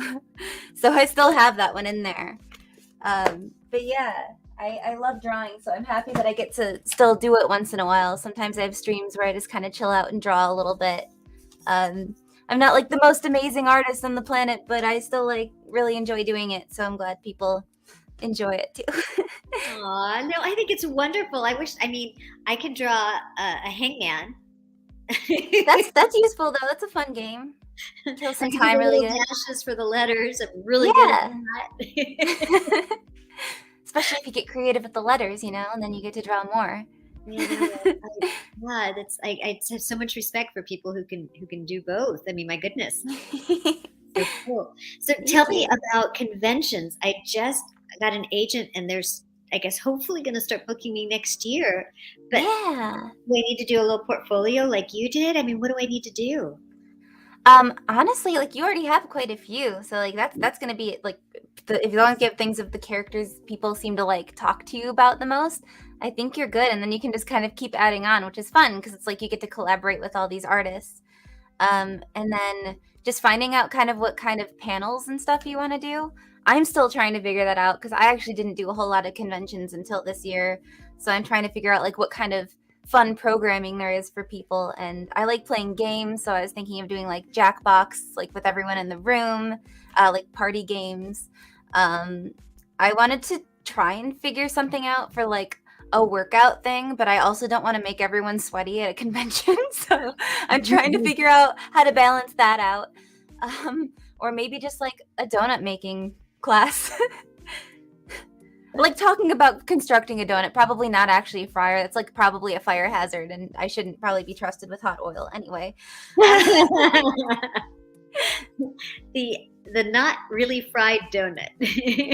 Yeah, we'll get them already made and we'll just put like little fun toppings on them maybe.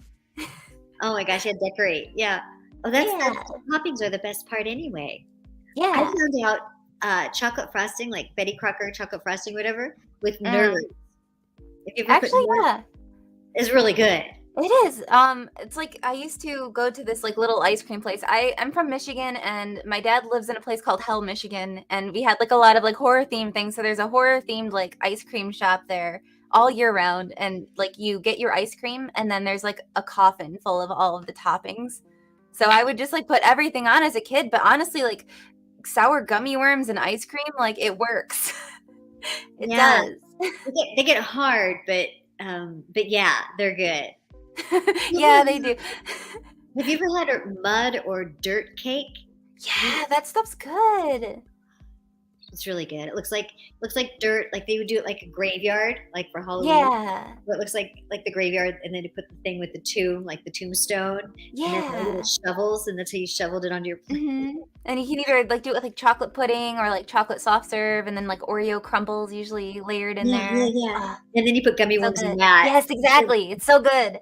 I've been like randomly craving that the last couple years. I'm like, I should just make it. Like I'm an adult. I can make it.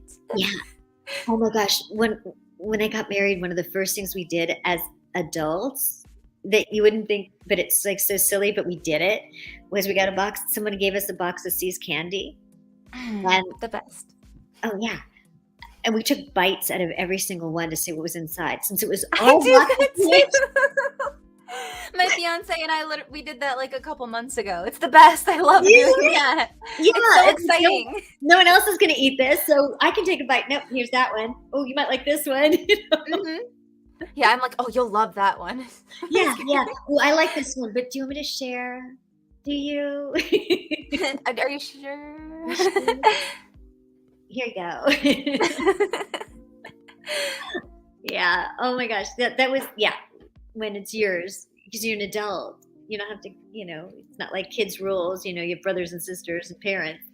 You have to share. I get to be responsible for my own tummy ache. Thank you very much. Yeah, I own this. I earned it. So you're engaged. When's the wedding? Oh, it is in March next year. Nice. Yeah. Big wedding. And you're going to do it in Michigan? We're actually going to do it in LA. I don't want to leave. I want to be close to my house. Oh, so you live in LA? But you're I do, yeah. I'm just from Michigan. We moved 7 years ago? Okay. 6 or 7 years ago, yeah. Oh, okay. We're not far from each other then. No. But yeah. So yeah, my parents are flying in. Of course, so they have to. Mm-hmm. Oh my gosh, I just threw a bridal shower for one of my girlfriends, her stepson's fiance. So it was a bridal shower for the bride to be, but it wasn't her daughter. It's her daughter-in-law to be. And she has boys, and she goes, I want to have a bridal shower.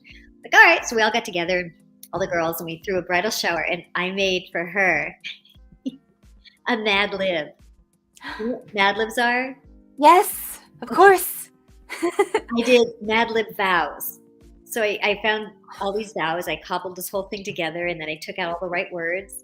And then I had everyone, I said, hey, let's do this Mad Lib. And everyone's like, oh, okay. So everyone gave me nouns and verbs. And, I had crazy things, cereal, things that have to do with outer space, all this stuff, a percentage. And then I said, it's so hard planning a wedding. We all understand. And then at the end of the day, it gets so close and you still have to do your vows. So we decided we should help. So here you go. And we had a meeting. And it was so great. So I have to, whoever's your maid of honor or whoever's throwing you a shower, I'll send them the Mad Lib because it turned out really okay. Yes, yeah. It was great. Yeah, it was really funny because it's like, I love how you share your wrinkled arm in toe or something. I'm hot for your wrinkled arm. And you love me 75% more than everyone else. You're the black hole in my life. Oh my gosh. It's so great. I'm actually going to hit you up about that because we're doing the bachelorette party in February, and one of my friends was like, okay, I know you don't want to do like a full-on bridal shower, but we're going to at least do like a mini shower while we're there. So I was like, okay. So I'm gonna give that to her. You have to. And I guess this tradition's been lost. So you need to have this tradition back if you don't. When you have the bridal shower, when you have to open the gifts, and it's just ridiculous. But when you open the gifts, your maid of honor sits there and takes every ribbon and shoves it into a paper plate. So the ribbon sticks out. Does this make sense to you? The ribbon, so like through a hole, so that like it's like around the edge. Scissor, and you poke a hole, and you put and you stick the ribbons through it, so some of it sticks out, the rest of it comes underneath. Okay, so like all in the middle of it. So yeah, it's coming out like tentacles. Yeah, and then you work your way out. And the old theory or reasoning was anytime you broke a ribbon at your bridal shower, that means you're going to have a kid. So if you broke a ton of ribbons, you had that many, that went out. But anyway, that was part of what the old tradition was. I don't want to do that one. No, but now what the tradition is that by the time you have all the ribbons shoved into the plate, it looks like a bouquet. Oh. And at your rehearsal, you don't have your flowers yet, but you have to practice. That's the rehearsal. I don't have a rehearsal. We're just going to wing it. You're not going to have a rehearsal the night before? No, it costs too much money. Yeah, it does. Well, then you probably don't need it. Well, anyway, this bouquet is used for the rehearsal so that you hand it, and you can maybe practice, and you hand it to your maid of honor, who's then got to juggle too while you do the ring thing and everything else. Yeah. So that still sounds like fun, yeah. Yeah, so the shower we did, I guess her girlfriend didn't do that tradition. Apparently it's not done anymore, and we were all shocked. Unfortunately, I created a game because we don't know her very well. This is my girlfriend's stepson's bride to be, and these are all my girlfriends, our girlfriends, and the grandmothers. And so I created a game that I asked a question like, what was your proposal story, or how did you propose? Where did you go on your honeymoon? Just basic, simple things. Go ahead, write. And while the person and everybody from the party answered it, where they went to college and what they studied, where they grew up, how many siblings they had, just basic questions. And she had to answer. She read out what someone else's answer was, and then she answered it herself. So she got to know people at the party, and we all got to know her. And then on the other side of it, there was this thing like advice for the bride. You should always do blank. You should never do blank. It's always a good idea to do blank and blank, whatever the card was. It's from something else. And at the end, it was signed. And whoever it was signed from, I got silk flowers. Everybody had a silk flower. So it's the rose ceremony. You accept the flower. And then we put those together and that became the bouquet. Oh, that's cute. Yeah, that's sweet. So, I mean, that's another way to do it for everyone to kind of get to know each other. What was the craziest job you've ever had? I don't know, just fun stories. One. This is working on Genshin's the favorite? Your craziest? I'm sorry. Craziest? Well, I guess just being a voice actor in general and like what it is now, like with how much community has grown around it, is just so insane. Like just in my everyday life, I'm like, I go into a store and there's stuff of like characters I voice or shows I'm in. Like that wouldn't have even been the case like 10 years ago. So it's really crazy. It is. It is so fun. Yeah. It's really cool how far it's changed and everything. I used to think I want to voice stuff that there's so much stuff out there that I could decorate my kids' room in it, just like, I don't know. There were a few, very, very few kids shows that had all the like bedding and, like Dragon Tales or something, Dragon Tales. That was my jam. Hi, anime game lover. Oh, yes. Thank you. Thank you. 2 years. Wow. Yeah. Hi, everybody. I know we're like, I'm trying to read them and talk at the same time. So we're not ignoring you. We just can't read fast enough. I got my reading glasses on even to see everyone. I'm so glad everyone's here. This is wonderful. Yeah. Yeah, maybe we'll get to do the live stream sometime. We'll see. Hopefully, that'd be fun. And thank you. There's lots of people popping in now. Yeah. My ear. Oh, did you have your earphone? I love your background. What? Thank you.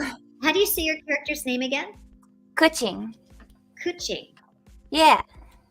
So it's almost like kuching. Yeah, because you spend all your money, and then you still get Kuching when you don't want her to come home. Some people do. Some people do want Kuching to come home. Thankfully, people will always come up and be like, I actually wanted Kuching. She's been on my team since the beginning. I'm like, thank you. Bless you. Because other times people will be like, you ruined my 50-50. And I'm like, I'm sorry. Oh my gosh.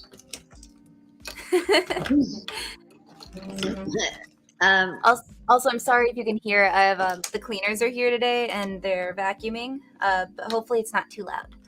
I don't hear anything. Cool, awesome. I'm glad. My noise gate is working. Better than my dog popping off earlier. He's what I call the after barker. You know, he barks after you're in the house. But I have no idea, or he barks at ghosts. There's like nothing. There was no reason for him to bark. He just decided to start. Oh, I have a voice. Woof, woof. Hold on. Oh, bless. Sorry. Well, that was a first. I hope I was off camera. It wasn't too loud. You're good. Yeah, it was. It was super loud. I had a friend of mine's big girl. She was like probably 5'8", 5'10". She's big. And she would go, like just no climax to it, just like this is teeny little, like a little mouse. I would laugh my head off, and she'd be like, "Stop it! Stop laughing at me!"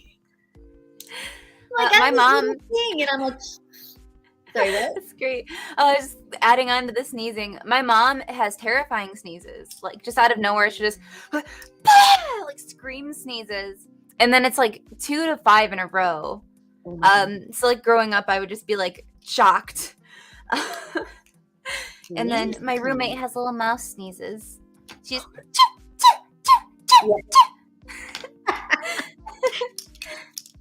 those are funny. They are. Yeah. Rapid fire. Yikes. That'd be crazy. That would probably scare me too. What's the breaking the article on the site right now? A lot of people love your character. This is wonderful. Aww. Oh, that's very sweet.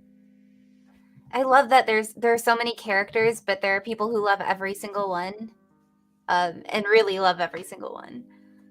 Yeah, I think it's just so wonderful. Did you get the thing about the anime? Do you know anything about that? I just saw it on Twitter. Yeah. There was like a little animation of Paimon and then the Travelers, and it was so beautiful.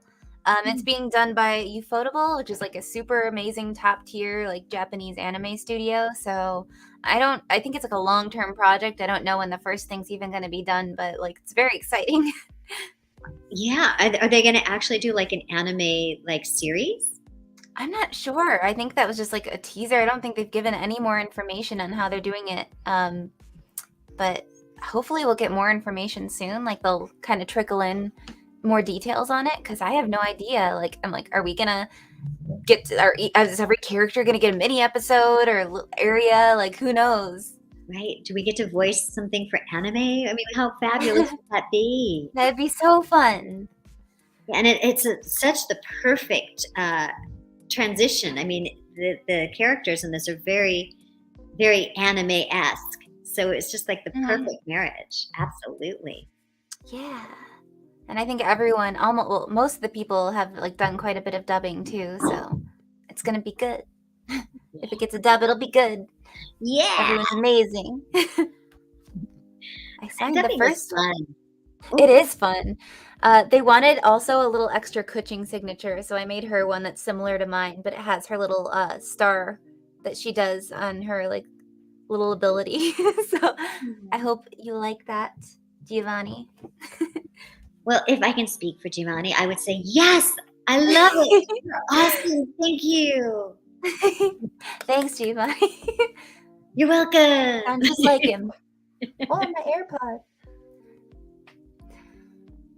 Oh, that's so funny. Oh, that's how you say it. I thought it was UFO table. I did too. UFO table. You know, that's kind of cool too. That it makes you think. Yeah. Kaylee, you've educated us. Definitely had to be educated too. Definitely didn't just hear it correctly yesterday, and I'm pretending I have said it that way my entire life. Oh no, I totally can see that. Yeah, your whole life. Absolutely. Grew up next door to the company in Japan. Yeah. My uncle founded it. Oh my gosh. So are you going to wear a traditional white wedding dress, a big floofy, form-fitting? What are you going for? Mine is I hope my fiance is not in this stream, so I don't explain it too much. It's technically like it's off-white, like a beige, and it's sparkly a little bit. Like it's got like when the light hits it, it's like very sparkly, and it's kind of like a little bit of an ethereal, enchanted kind of vibe to it, and it's more fitted through, but the bottom is long, and there's like shows off a lot of back, like through here. It's like fitted to me. Yeah, I love it. Oh, it sounds absolutely beautiful. You have to do the sit test though when you go in for your fitting. If On Monday, yeah. It's form fitting.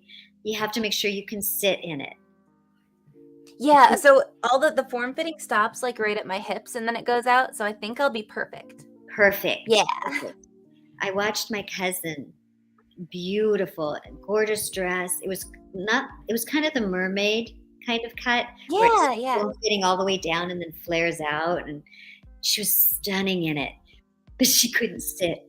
Oh no. She could barely dance because it was so form-fitting. It's like watching the ladies at the Emmys try to get up the stairs and walk in their tight dresses. They're like these little steps because they can't get their legs to move. Oh no. Yeah, you don't want that for your wedding. You want to be able to dance and party. Exactly. Yeah. There's also a pool at my wedding, which I know sounds very weird. It's a very different venue. It's like there's a hot tub and a swimming pool as a part of it because it's like this little backyard area, and it's really cool. But it is kind of in the middle of the venue, so we'll see if someone falls in, and hopefully it's not me. But no promises.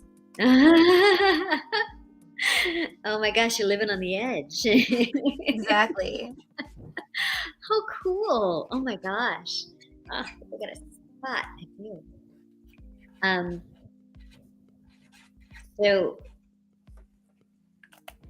what area, don't tell me exactly where you live. Are you in the valley or the west side? I am in the valley, technically. Yeah, me too. I'm like the area between the valley and Hollywood. Okay. There's a new gelato place that opened up in Tarzana. I love gelato. I do too. It looks very European. It's called Anita Gelato. And the reason I remember it is because I need a gelato. I need a gelato. It's right on the corner. And it hadn't opened. Every time I went by, it hadn't opened yet. And some friends were in town. And so we Googled, and we actually called, and we said, are you open? They're like, we're hoping to open at 6 tonight. So I don't know if they've actually opened or not. But I definitely want to try this place because it looks really pretty, and I love ice cream. So me too. I am obsessed with it. I lived in Sydney, Australia for about 5 months, and there was a gelato place there I was obsessed with called Messina. And they're kind of like world renowned now, and they're worth it. They're like the best gelato I've ever had still. If you know what Tim Tams are, they even did like a collaboration with Tim Tams. Some of the flavors are like from Messina. Yeah, they're incredible. When I was there, they did like a Game of Thrones week, a Game of Cones, they called it, where like each one was like a flavor related to it. And I went every single day, would walk like 2 miles, get it, and like review it on Facebook because I didn't use anything else then. But yeah, that was so much fun. I love ice cream. My dating profile name used to be More Ice Cream, Please. It's not active anymore. Please don't look for it.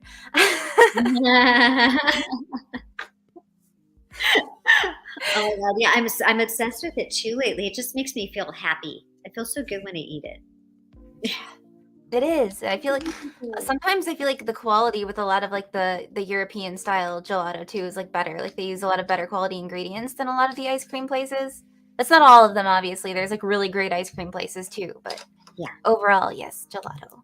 Yeah, it's interesting because I was in Italy earlier this year, and the gelato there, it's like kind of like, I don't want to say price fixed, but everything was like €3, €3.50 or something, which is, the dollar wasn't very strong, so it was a little over $3 or $4. But here, you get ice cream like Jenny's ice cream or whatever, and it's like $5, $6 or more dollars for good ice cream. So it's like, I like the gelato, and the gelato was so good. I'm starting to dream about it. Maybe I'll take myself out for ice cream later. You want to meet? Yes. I wish I could. That sounds awesome. I know. I do that. We should actually meet up and do that soon, though. I'm totally up for it. Oh, good. Me too. Absolutely. Okay. Then we'll what is it? DM each other offline later. Yeah. I'll tell you exactly where I live. Yeah. You know that big house, when you're driving and you just see it on the hillside, like it's got a 360 view? That's mine. Awesome. Yeah, the one. In Los Angeles. You know that one? Yeah. Yeah. That one's mine. I thought that was Bob Hope's house, but I was wrong. No, there's a smaller one next door. Oh, okay. I see. I'll look out for it next time. Oh no! Sorry, that was my old house. My new one's now on PCH. Sorry. Yeah, the 180 of my bad. Yeah. Oh, the dream. I had a dream once. I don't know. Do you have like the recurring dreams? In this dream, actually, I haven't had it in a while, but this recurring dream where I found another room in my house, like I didn't know I had. Like I opened the door, I'm like, where's this been the whole time? I could have used the space. Like, how is there another room? Isn't that the weirdest? And I had it like for a while, a lot. Was it in the same spot, the same room? No.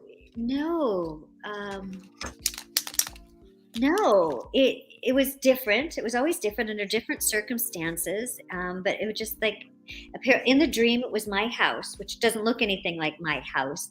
It looked like a house we laughed at. We went when we were looking for houses years ago. It's like, what is it you don't want? Okay, you don't want your house to be at a stop sign, across from a school, under the power line. Right? Yeah. All those things. And the agent said to meet her at this house, and we're like, are you kidding? And we got there before she did, so we went in because it was for sale. And the house had this amazing backyard, huge. Like you'd buy the house for the yard, except outside the front yard was the school, the stop sign, and along the side with the power line, which you're like, we want to have kids, maybe not. But the house itself obviously was not done to code. Whoever built it added rooms.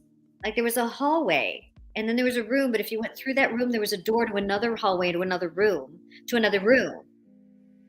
And wild. Like, yeah, it was like the weirdest thing. It was like, because there's codes that you can't build a room off of another room. Every room, I don't know the exact code, has to have an exit. Mm-hmm. Like for fire safety or whatever. You can't feed through other rooms. It has to feed into a hallway. And this didn't do that. It would have like you walk in one door, but you go out, instead of a bathroom or a closet, was another door to a hallway to another room. Craziest. And so a lot of times the dream was like similar to that. It wasn't my house. It wasn't necessarily that house. But it was like you opened a door and there was this other room. why didn't I know I had another room? I could have made my recording studio in here. Wouldn't it be nice to have another room that you didn't know? Yeah. I don't know. One of those weird. I should read in the chat to see if anybody. Have you guys ever had any crazy dreams? In the meantime. Yeah, while you're signing. Yeah, I wrote on this one with white, so it looks like chalk. It does. I was going to say it looks like it's part of the print. Yeah. So Caesar got the 2 new ones I sold as a bundle. Oh my gosh. I just love the gold on it. Yeah. And then your writing. I love your writing. Thank you. Did you practice? So when I was a kid, I was like, I'm gonna be famous one day. So I practiced my signature, and it's not like as ornate as a lot of people I know, but it's me and it's recognizable, so I'm happy. Yeah, mine is just I put a star or a heart. Oh, here's this one. Oh, that's cute. Yeah, I have a little teeny heart that you can see, and then a little swoosh. Yeah, I do this little star thing. Oh, that's cute. That's so cute. I love that. Yeah. I like your handwriting too, because it's like part cursive, but it's not so cursive-y that you can't read it. Oh, I just think it's I don't know what it is. It's nice. Half and half. Yeah, I like it. No flair. I think it has flair. I disagree. I like it. Personality. I'm a little happy. I think you always want the things you don't have. Like you see someone else and you're like, that's like new and fresh and interesting, but it's like they probably think that about your stuff too. Like I think your handwriting's really cool too. Yeah, like that other room that I thought I had that I don't. Oh, yeah. Here, this person has a dream. Go do your next one. I want to help you while you're signing. Oh, yeah. I had a dream. This is from Masterg 442799. But I was in a VA panel at a con. Don't know what show or anime it was for. It was for the panel. Just as I approached the mic to ask the voice actors a question, my alarm went off and I woke up completely upset. Oh no! Oh no! Write in what your question would have been. Or yeah, man, I hope you get to answer. I guess he doesn't know what show it was. Yeah. So that's hard. Yeah, go ahead and ask us. Even if it's not our show, we'll make up an answer.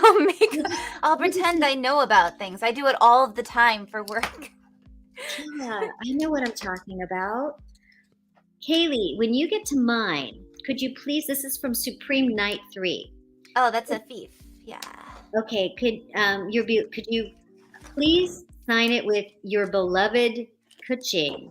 As always, with my Kuching prints, I ask from you. So if you want, I'll write a note down.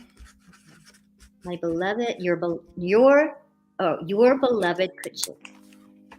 I had a dream I was doing a collab with Genshin Stream because we're both Diona mains. Kekel? K-E-K-L.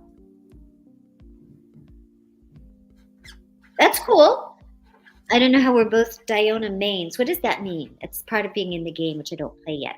If you're a main, it means it's like they're in your like main party that you play with a lot of the time. It's like you play that. Basically, it's like you play them a lot and you invest time in like learning how to play them and like skills you use and stuff like that.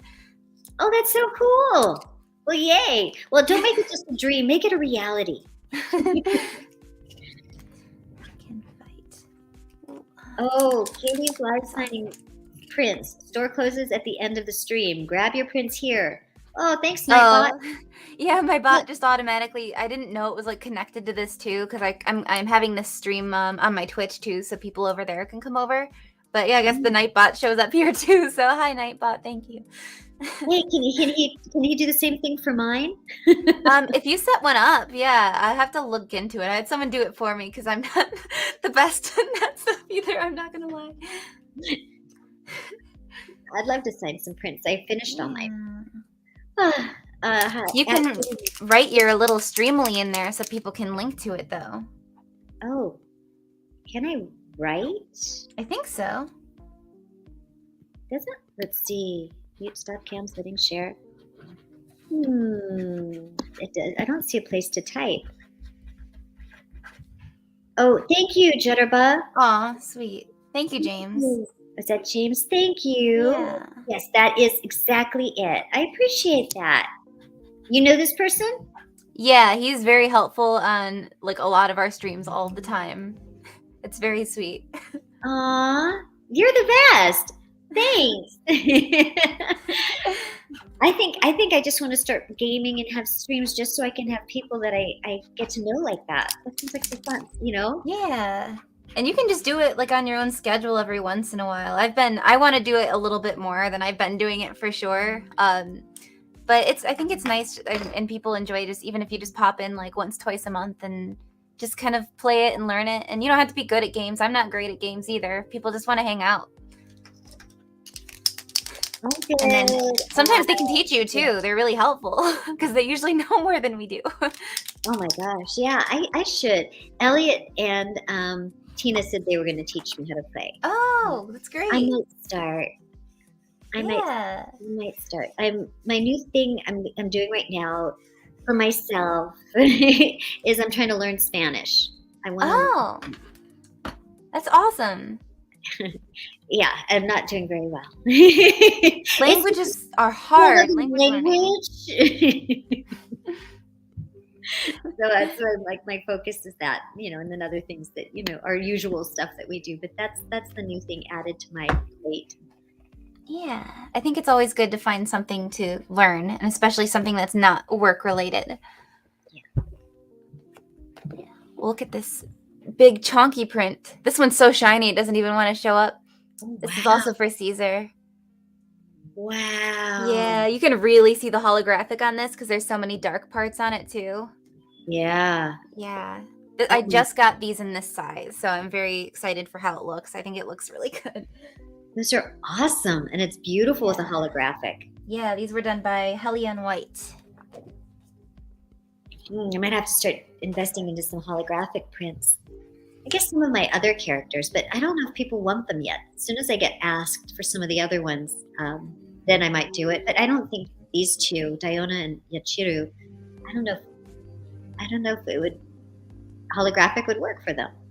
I think you can always find a way to use color in a way that it would. I will say that like the holographic shows up best on dark parts. So if you can do something that has certain color pops, but like there's dark aspects of it, that really like is bright. Some of my super bright ones, like it's still cool on super colorful stuff, but like it really shows up on the dark. Good to know. Yeah. Ooh, shiny. Here's the regular version of it. Still very shiny. Wow. I think you should go for it. Oh, really? Okay. Yeah. Yeah, you could use it with her ice burst. And you could have something dark contrasting it. That would be cool. Okay, I'm going to make a note. And Yachiru's would look great because her black uniform would be all shiny. I could do that. Okay, so trace over. I love Yachiru. I hope we get to see more of her soon. It would be great. But I don't know how much she's in the 1,000-Year War, so I don't know. Yeah, I don't know. Holographic. Bleach was another one like I kind of grew up on that got me into anime, so it's pretty crazy to see it coming back and like the animation looks really great. Yeah, it's so weird. I mean, it was like sort of towards the beginning of my career, and it was one of those things we got on and we didn't really know what it was because it was, from Japan and a lot of dark pew pew. A lot of this stuff wasn't airing. We didn't have streaming services, Some of my anime shows like aired on weird hours and weird channels and things. So I never really got to watch Bleach when it was on because it was hard to find. And then cut to, 10 years after that, now you got internet, now you got all this other stuff, then cut 10 years after that, and now it's starting to come back and it's anime is this whole big thing. It was way back before we really even got to see what we were doing. Yeah. I mean, all the anime I watched was staying up too late, till like midnight on Adult Swim. That was really all I had. Yeah, the Adult Swim didn't exist yet. MTV had just come out. So,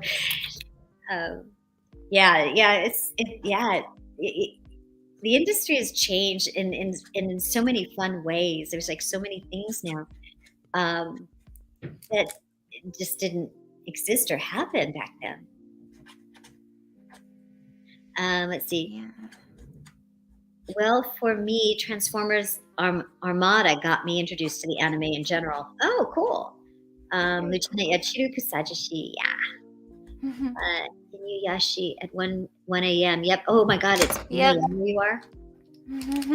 Well, Inuyasha used to air at 1 a.m., so the only way you could watch it from home was to wait till 1 a.m., stay up, which a lot of us did. And that was like before you could record anything. And now you could do it on demand. You don't even have to. You could record it. I forget what there was like a way to do it where you could like record live TV, but it was not as easy as it is now. Yeah. Hey, FYI, tomorrow afternoon around 6 p.m. Central, Sarah Weidenheft, will be doing an art stream as she draws a chibi of Kuchi. Yeah. I love Sarah. She's great. Okay, I didn't know. You should check out her stream tomorrow. Okay, tomorrow. She's a voice actor, and she also does a lot of drawing. Okay. She's very good. Wow.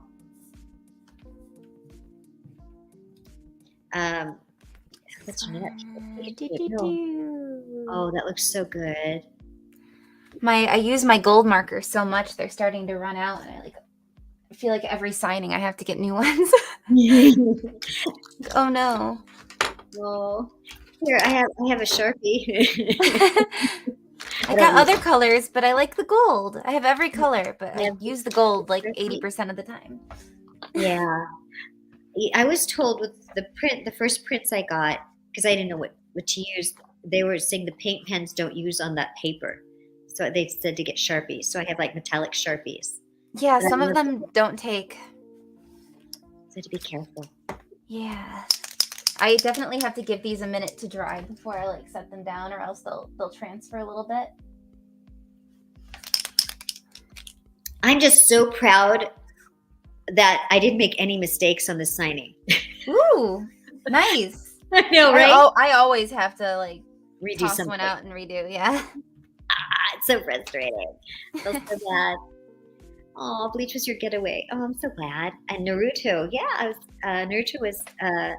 I think Naruto and Case Closed were the first shows I ever watched. I was on Naruto, but I had a small character. Literally, just a small bit. That's actually what I say about Bleach. I had a small character. Literally, on his shoulder. Just a wee less. Yep, really small. But very mighty. Yeah. I love voicing her. Diona's fun too. It's so funny because my name is Dina, and we were in the booth. We went back and forth, Diona or Diona, Dina. Because and it took us a couple of times to decide. It's like Diana, but with an O, Diona. Does that make sense? Diona, yeah. I get why that's confusing also. Because it looks like if you look at my name, it's just spelled Diona. Yeah. Oh, my name's right I think there. I think I said Diona the first time too. I'm like, no, it's Diona. I was like, oh. Yeah, like Diona. Yeah. Yeah, it took us. I mean, I was in the booth with them. Yeah. How are we going to do this? So yeah, I still make mistakes because I grew up with my name. I don't know. Let's see, what else do I want to ask you? Are you a food person? Huh? Go ahead. Oh, I was just saying, I was going to ask if you were a big foodie person, you like to check out restaurants around too, if you have favorites. I'm not a foodie person. I just ice cream. I do like to check out restaurants. Okay, this is the dirty little secret. I'm going to share it with you. And just you alone, no one else. Okay. So my husband he calls himself a gourmand, not a gourmet. Which means he likes just basic food. Hamburger and fries, things that aren't very flavored, just very basic and simple. to go to a very fancy restaurant, all the flavors and all that stuff is wasted. He's not interested. He just wants, a nice steak. He doesn't need to have the Chateaubriand with the whole, which is great. It's fine. But I find myself cheating on my husband with good meals. I'll go out with my friends and get stuff with flavor. And I don't blame you. Fun and yeah. So I will definitely try things like that. But yeah, when he's not around, I will go with. I like truffle. Like he hates truffle, but how can you hate truffle? It's so good. Not chocolate truffles. Oh no, I know what you mean. The mushroom. Yeah. Yeah, no, can't stand it. Can't stand garlic. So I'm like, okay, well, he's not here, so I got garlic and edamame. I got truffle cheese. So like, don't tell him. Do I like donuts? Okay, so no. You don't like donuts. I don't know. I don't like. Although I posted because I found this. Now, do you pronounce it GIF or GIF? I would say GIF. Some GIF. people will tell you you're wrong, and I think that they're wrong. So I think GIF is the correct course of action. I'll go with GIF or GIF. I found one that took Diona and made her into a donut. Like her body's wrapped around this. Oh donut. Yeah, that looked hilarious. And I posted because it cracked me up. I'm like a Dionut. I thought that was genius. Whoever created that, well done, well played. But I always like to have a story so I can fill time while you're signing and doing stuff. So I'll just tell you the whole. Oh, it looks so good. Look at, oh my gosh, you had a huge quote too. Yeah. When your heart is set on something, you get closer to your goal with each passing day.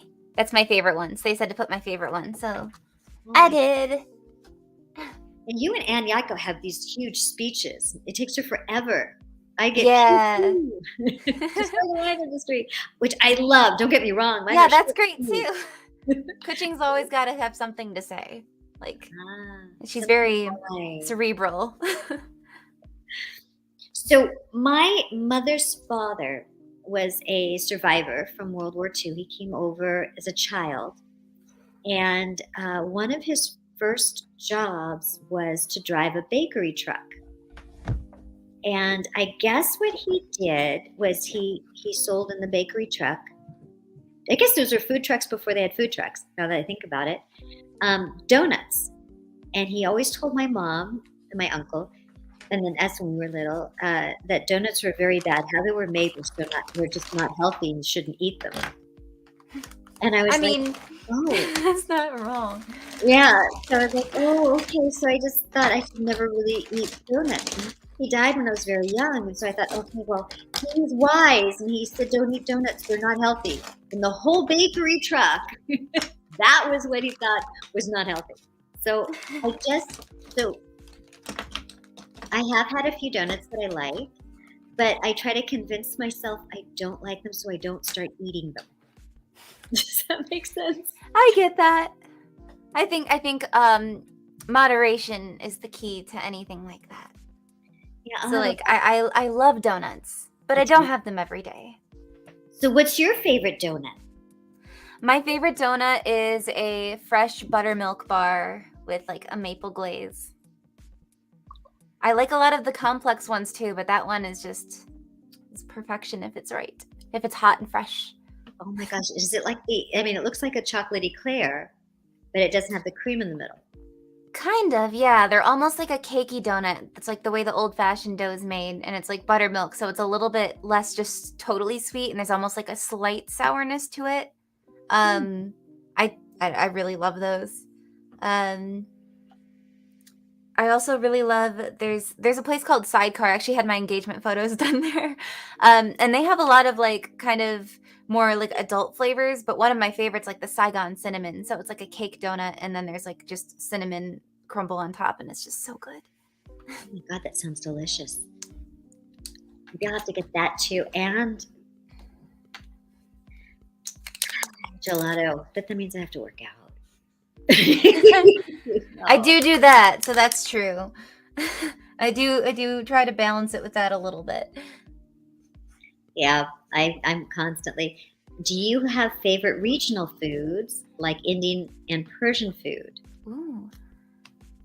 I love Indian food. I actually haven't had much Persian food, but I bet I would love it because I love anything. I just really love food. There's like a lot of cuisine I love, but if I'm a huge fan of Indian food. You if are you a have any, foodie. I am. I eat a lot of different foods, and I love them. But yeah, if you have any Persian food recommendations, I would love to check that out because I am embarrassed to say I've never tried it. Yeah, of a lot of people in my neighborhood. I guess their kids, the parents are Persian, and so whenever we would have like any of the parties and we'd go to the house, they'd have all this Persian food, and it's really good. What kind of food is it? Like what kind of dishes did they have? I can't pronounce them, and I couldn't remember. That's fair. It's a little like Moroccan, I think. In some ways, I don't want to be disrespectful to the food. I get that. Yeah, I won't make you. Yeah. I mean, I remember some of the dishes reminded me of when I went to a Moroccan restaurant, and the spices and some of the things were, and the way it looked in some ways were kind of similar a little bit, but they're not that close to near each other, I don't think, Morocco and Persia. So no, yeah. I think that a lot of the spices. At work, let's see, a coworker brought over donuts. I took a picture of the donuts and show it to Kaylee on Twitter. So, master. Yes. Thank you. I was like, what's an FNAF nerd? Oh, it's the next person. I'm doing fine. How are you doing? What is that? What am I missing? I mean, I figured out what LMFAO is, but what's an FNAF? I think it's Five Nights at Freddy's. Oh, it's a my game. gosh. Yeah, it is a game. Isn't it the one where there's the pop-up scare thing? Yeah. During the stream with Miss Sherman and Miss Mills. Aww.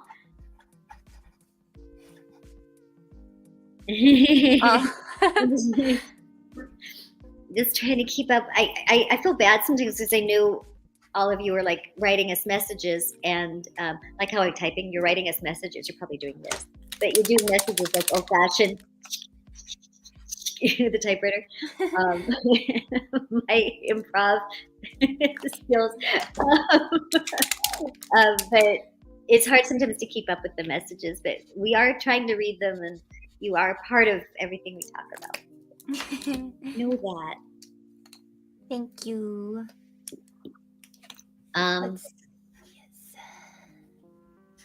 So this is a question we couldn't come up with answers for earlier, that maybe you might have one. If you could cosplay any character, and someone to help you make it, like if it was too hard and you couldn't make it yourself. Yeah, a big point there. Who would you cosplay as? The one I would do I have cosplayed before, but the one I would do right now is Lucy from Cyberpunk. I think her character design is a work of art, and I would feel like a badass in her outfit. I'm looking at Lucy as Cyberpunk. In Cyberpunk. Hold on. Give me a moment while I look it up. She kind of has my hairstyle, but it's rainbow. Ooh. So you'll recognize it when you see it.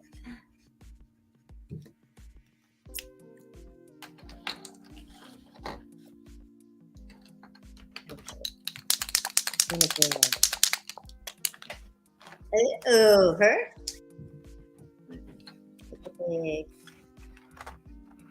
This one? Yeah, that's someone's like render of her. Like that's pretty much her. Someone made like a 3D version of her. I think they made her in the game is what that is. That's so cool. But yes. Okay. Oh, here she has kind of a right here. Oh, I see. It's this one. Oh my God, you totally would rock that. Yeah, I'm not surprised there's already cosplays of it, and the show just came out a couple days ago. Wow. I did the English adaptation for half the episodes, but I really fell in love with her design. And it's really hard to keep it a secret for as long as I had to work on it because it was just such a cool show. Oh my gosh, congratulations and yay for the reveal. That's awesome. Thank you. Yeah. We were saying that to do these things and then go ahead, show your picture. Oh, this is the one of the teacher ones, and they wanted a bunch of hearts and a bunch of colors. So there's pink and silver and purple. I love it. That is so nice. Oh my gosh. Yeah, this one's really fun. We were saying that, you know, when you get to voice some of these really cool shows and then you're not allowed to talk about it, you know, because you're under NDAs. And just so you know, that's non-disclosure agreement. I wasn't up to the NDA. And then it's like having a chocolate cake or a donut or something you love, like sitting right in front of you, and you're not allowed to touch it until someone says it, like the marshmallow challenge for kids. And sometimes they never let you have it. Never. Yeah. And it's like you want to share it, have a piece of it and share it with everybody, but you just get to look at it. So it's like, definitely have a couple of those right now. I'm just like, pain. I know, yeah. Hey, thanks, Nightbot, for the shout out. He wrote where you can get my prints. Thank you. Oh, I wonder if James, because James has mod access to my channel. I wonder if he added you onto that so that they both went on. That's amazing. If so, thank you, James. Yes, thank you. I have to look to see if anything came in. I'm like not on that screen. I don't think so.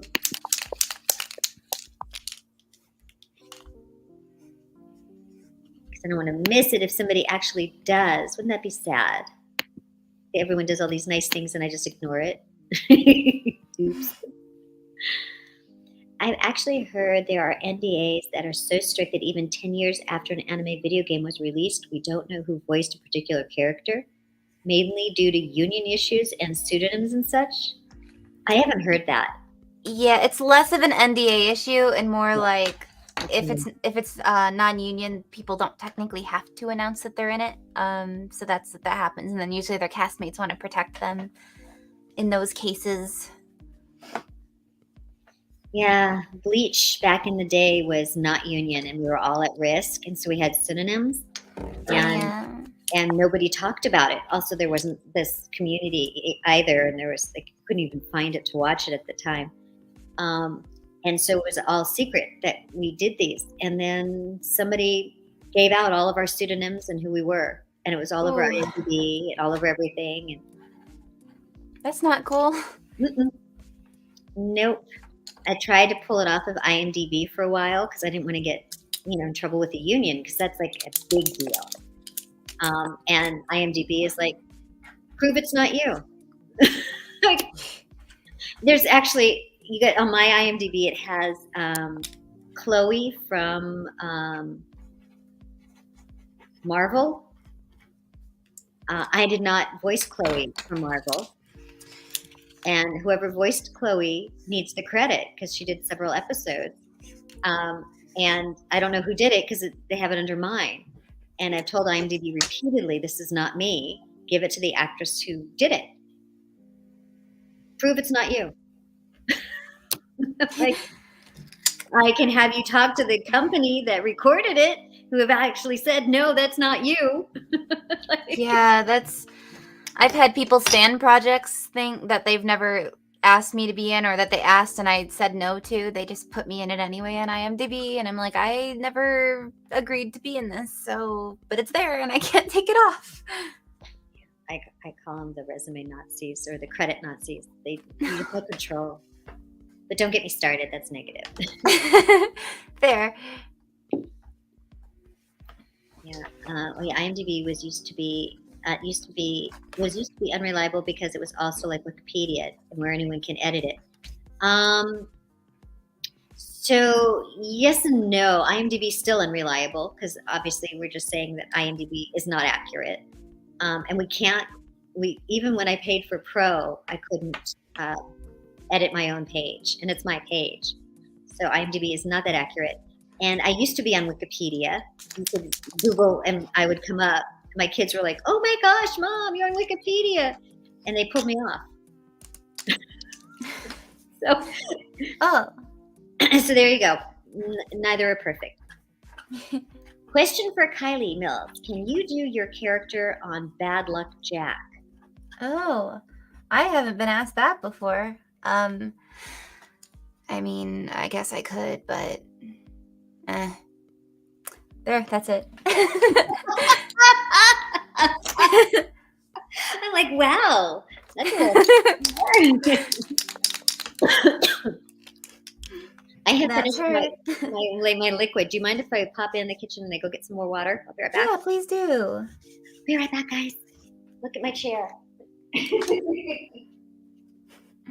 There's a Satella, and this one's going to be donated to charity. Satella is an interesting choice for a charity thing because she's kind of terrifying, but at least she's cute.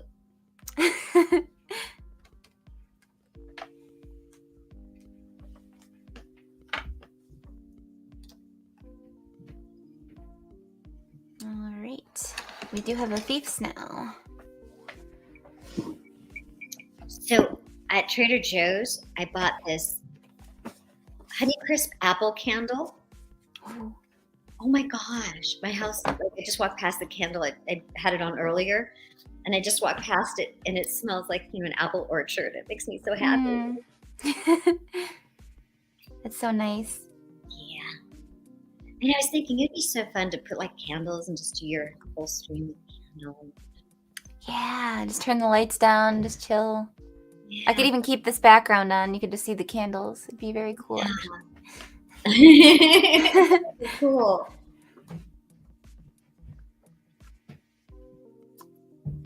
This one says to draw my interpretation of a core lapis donut. What is a core lapis donut? Did I say that right? Core lapis is one of the materials in the game. In Liyue, there's like when there's the guy that like sells. I guess you wouldn't know if you haven't played the game, but there's a guy that like sells the lapis, and then you can find it in the wild just in like by mining rocks and stuff like that. So it's like a little orange or yellow golden gem kind of thing. So yeah, make that a donut. That will be interesting. I'm gonna try it. Okay. I thought lapis was kind of a blue. Yeah, the lapis lazuli is definitely blue. I think it's saying that right. I don't know what core lapis means. But it's like geo-elemental. Ooh, still love rocks. Still do. In elementary school, we had a pet rock contest. A pet rock contest? Yeah, I don't know why. We all had to come up with pet rocks. And being that I totally don't play inside the lines, I did a whole panorama. Like I took a shoebox and I set up all these little rocks. My parents helped me find little like round river stones. They're kind of flat. Mm-hmm. And I set them all up. I can't believe I remember this. At a table, and I had one sitting there, and I put like a little like fuzz on for hair, or colored it, whatever. And it was signing of the Declaration of Independence, 17. So I think it was in 76 or something. I don't know why. It was bicentennial, so I did the whole like signing declaration. That's great. So I did a rock. I won. Amazing. Congratulations. I did. I went in front of the whole elementary school. They brought me up and they said, yeah, there's a grand prize winner. It's, Dina for her, historic rock, whatever. And because of that, we're giving her, and they gave me this giant piece of the rock, like the Prudential. So disappointing. Everyone else got like a lollipop or something, and I got a giant rock.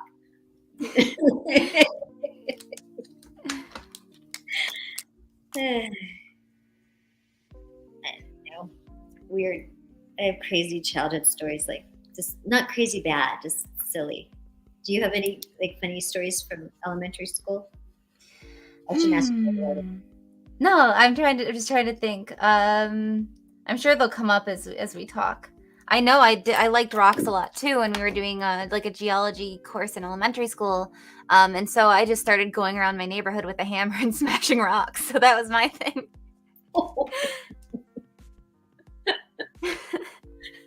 Is this one a geo? Is this one a geode? Yeah, exactly. No, it's what we did. It was fun. It was very fun. Yeah. There's the La Brea Tar Pits. If you ever come to California, really good. There is nobody. Seriously, poor dog. If you come to California and you come to Los Angeles, there's the La Brea Tar Pits, and which is really, really a cool place to go to. It smells like tar because they're actual tar pits, and there's a museum that's attached to it that's worth going through to learn about how the fossils are found. And they have a whole little area in the back where they actually have excavation, and they have all the scientists and things that they're finding in the tar pits. And then they have, of course, what museum doesn't have, a gift shop. And we were there for a field trip with the kids, and we all bought little geodes because they have geodes there. And so I'll come home to break our geodes to see if there's anything cool inside, Yeah. Love that. Rocks are great. There's just such diversity in rocks. Yes. Oh, someone wrote, cor lapis is apparently, Latin for heart of stone. Then again, that makes sense. According to Google Translate. So that kind of makes sense, though. Yeah, that sounds good. Kaylee. Oh, I have to put my glasses on. Kaylee. Oh no! I just put my glasses from my water. Oh no! Oops. Here's my core lapis donut. Let's see if it'll. I did my best. It's a side view.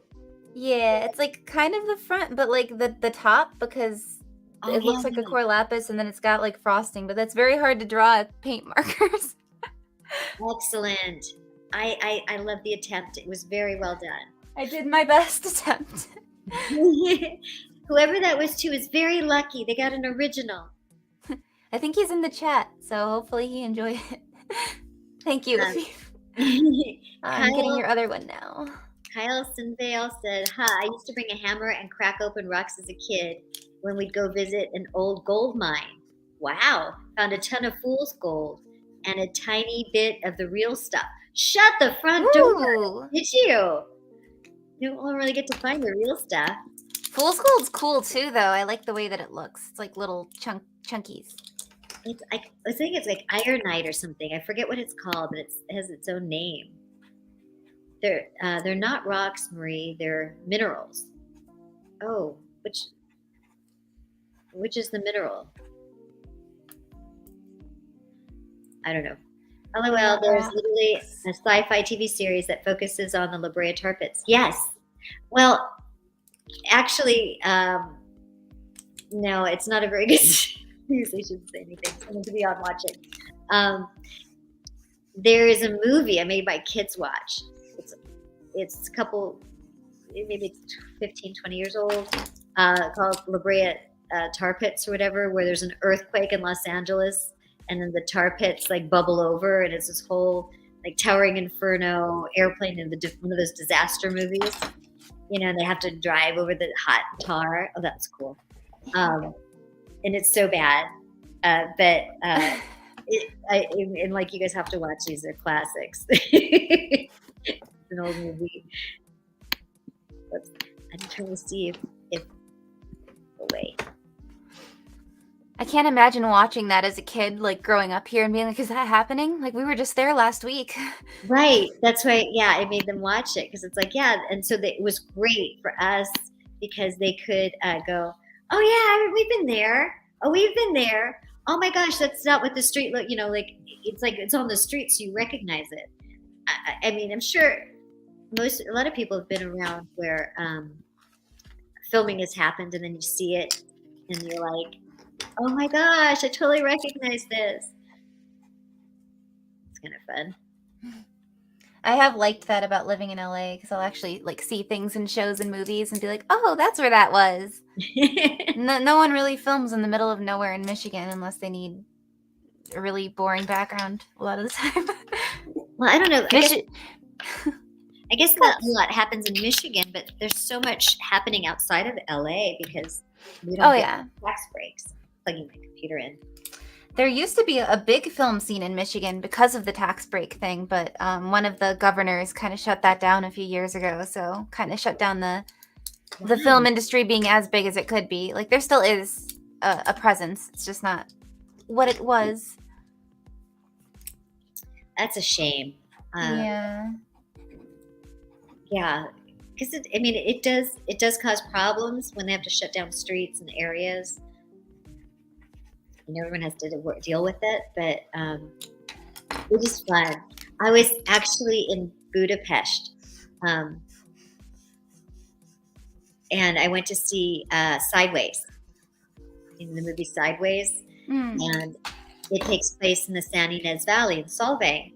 And I'm sitting in this theater on the other side of the world, and I see them driving on the 101 past my exit. It was like, oh my gosh. Oh, the worst thing we ever did, my husband and I, we were in Japan, and we had nothing really planned for this one evening, so we decided to go to the movies. And the movies are in this giant, in Tokyo, these super tall skyscrapers, right? So we bought a ticket, which was expensive, and we went up the elevator, we got out, and the theater maybe had 20 seats. And it was a wall, like today, what a lot of people have is their cinema room. It was really, back then, all it was. It was just this we called it the postage stamp movie theater. It was just a big, like TV screen.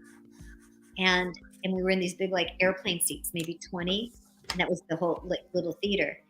And we saw Kenneth Branagh's Frankenstein, which was not so pretty. Not a good movie. It was not, I like him and I like, the people in it, but it was not one of the best versions of Frankenstein.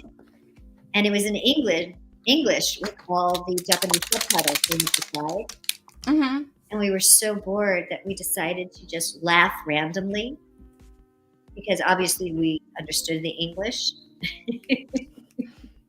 and no one else looked like us, and they were reading the subtitles. So we decided to just mess with everyone and just laugh randomly. And they couldn't figure out what we were laughing at because it wasn't in the subtitles. Oh no. That was mean. It's terrible. I also went to a movie in Japan, and I speak a decent amount of Japanese, but the person I went with speaks none, and we accidentally got one that didn't have subtitles, and it was Japanese dubbed. So we went to like this American movie that was Japanese dubbed without subtitles, and he just like fell asleep within 10 minutes because like he couldn't understand what's going on. It's so funny. Aww. Wow, I can't believe you speak Japanese. That's great. Yeah, a little bit. Well, almost. I was actually I was like this close to being fluent, and then I just kind of fell off with my practice, but I still speak a decent amount. I last went there like 4 years ago. Tried to go in 2020. Obviously that didn't work. So hoping to go for my honeymoon again. My fiance is fluent, so that makes it easier too. Which is my favorite Frankenstein movie ever is Young Frankenstein with Mel Brooks. That's my favorite I love Young Frankenstein. Did you ever see Young Frankenstein with Gene Wilder and Madeline? I probably did. Oh my God! Put the candle back. Hi, David. Oh, you must be getting up. He was on my stream and it was after midnight. Wow. Oh wow. He's from Tanzania. Oh, that looks so good. This is all part of the same pack because I have one bundle that has 6 prints in it. So. Oh my gosh. Do that right now. Wow. Yeah, some of the Dracula films are good. I highly recommend Young Frankenstein. Although my kids couldn't understand why we found it so funny, and we still laugh. It's just the little things in it are just a genius. I don't know. It's my favorite of all time. But what was I saying? You said something right before that. About speaking Japanese and going on your honeymoon. Yeah. That's awesome. Whereabouts in Japan are you thinking to go? This time, I think we're going to go to Kyoto for most of it. I really love Kyoto. I lived close there for a few months when I was 18, and I really loved it. So I'm hoping that we get to spend a little more time there. Because last time we stayed mostly in Tokyo, and then went to Kyoto for like a day or two, and it wasn't enough. Kyoto's beautiful. It is. It's so great. I love the hand shrines. Go to the hand shrine, baby. Yeah, I speak Japanese. I say biru o kudasai. That's all you need. Mo hitotsu onegaishimasu. Arigatou gozaimasu. Inari o kudasai. I lived on that.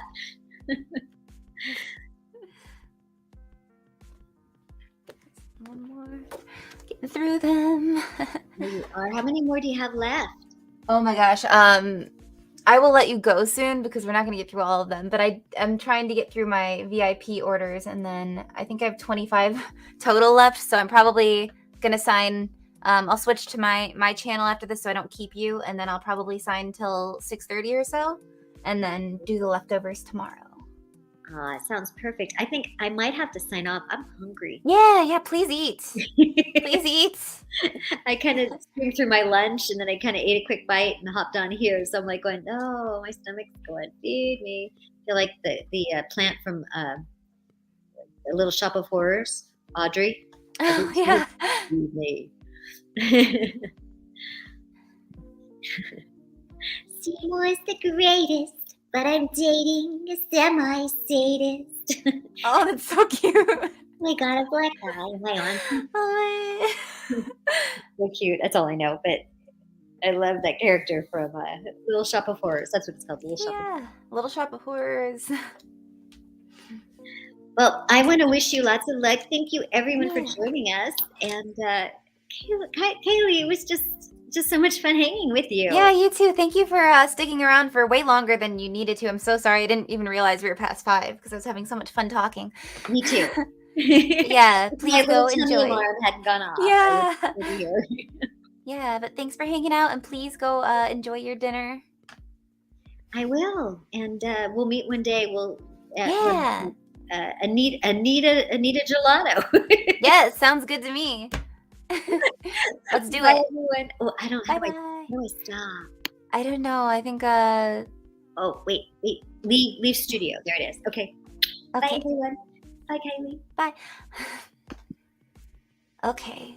I might switch to my channel because I will have the other view for Prince, and that might make it easier. So I'm going to switch over to Twitch, I think, because I don't think anyone else is going to pop in today. So in case you don't have it, I will post my Twitch here if anyone is interested.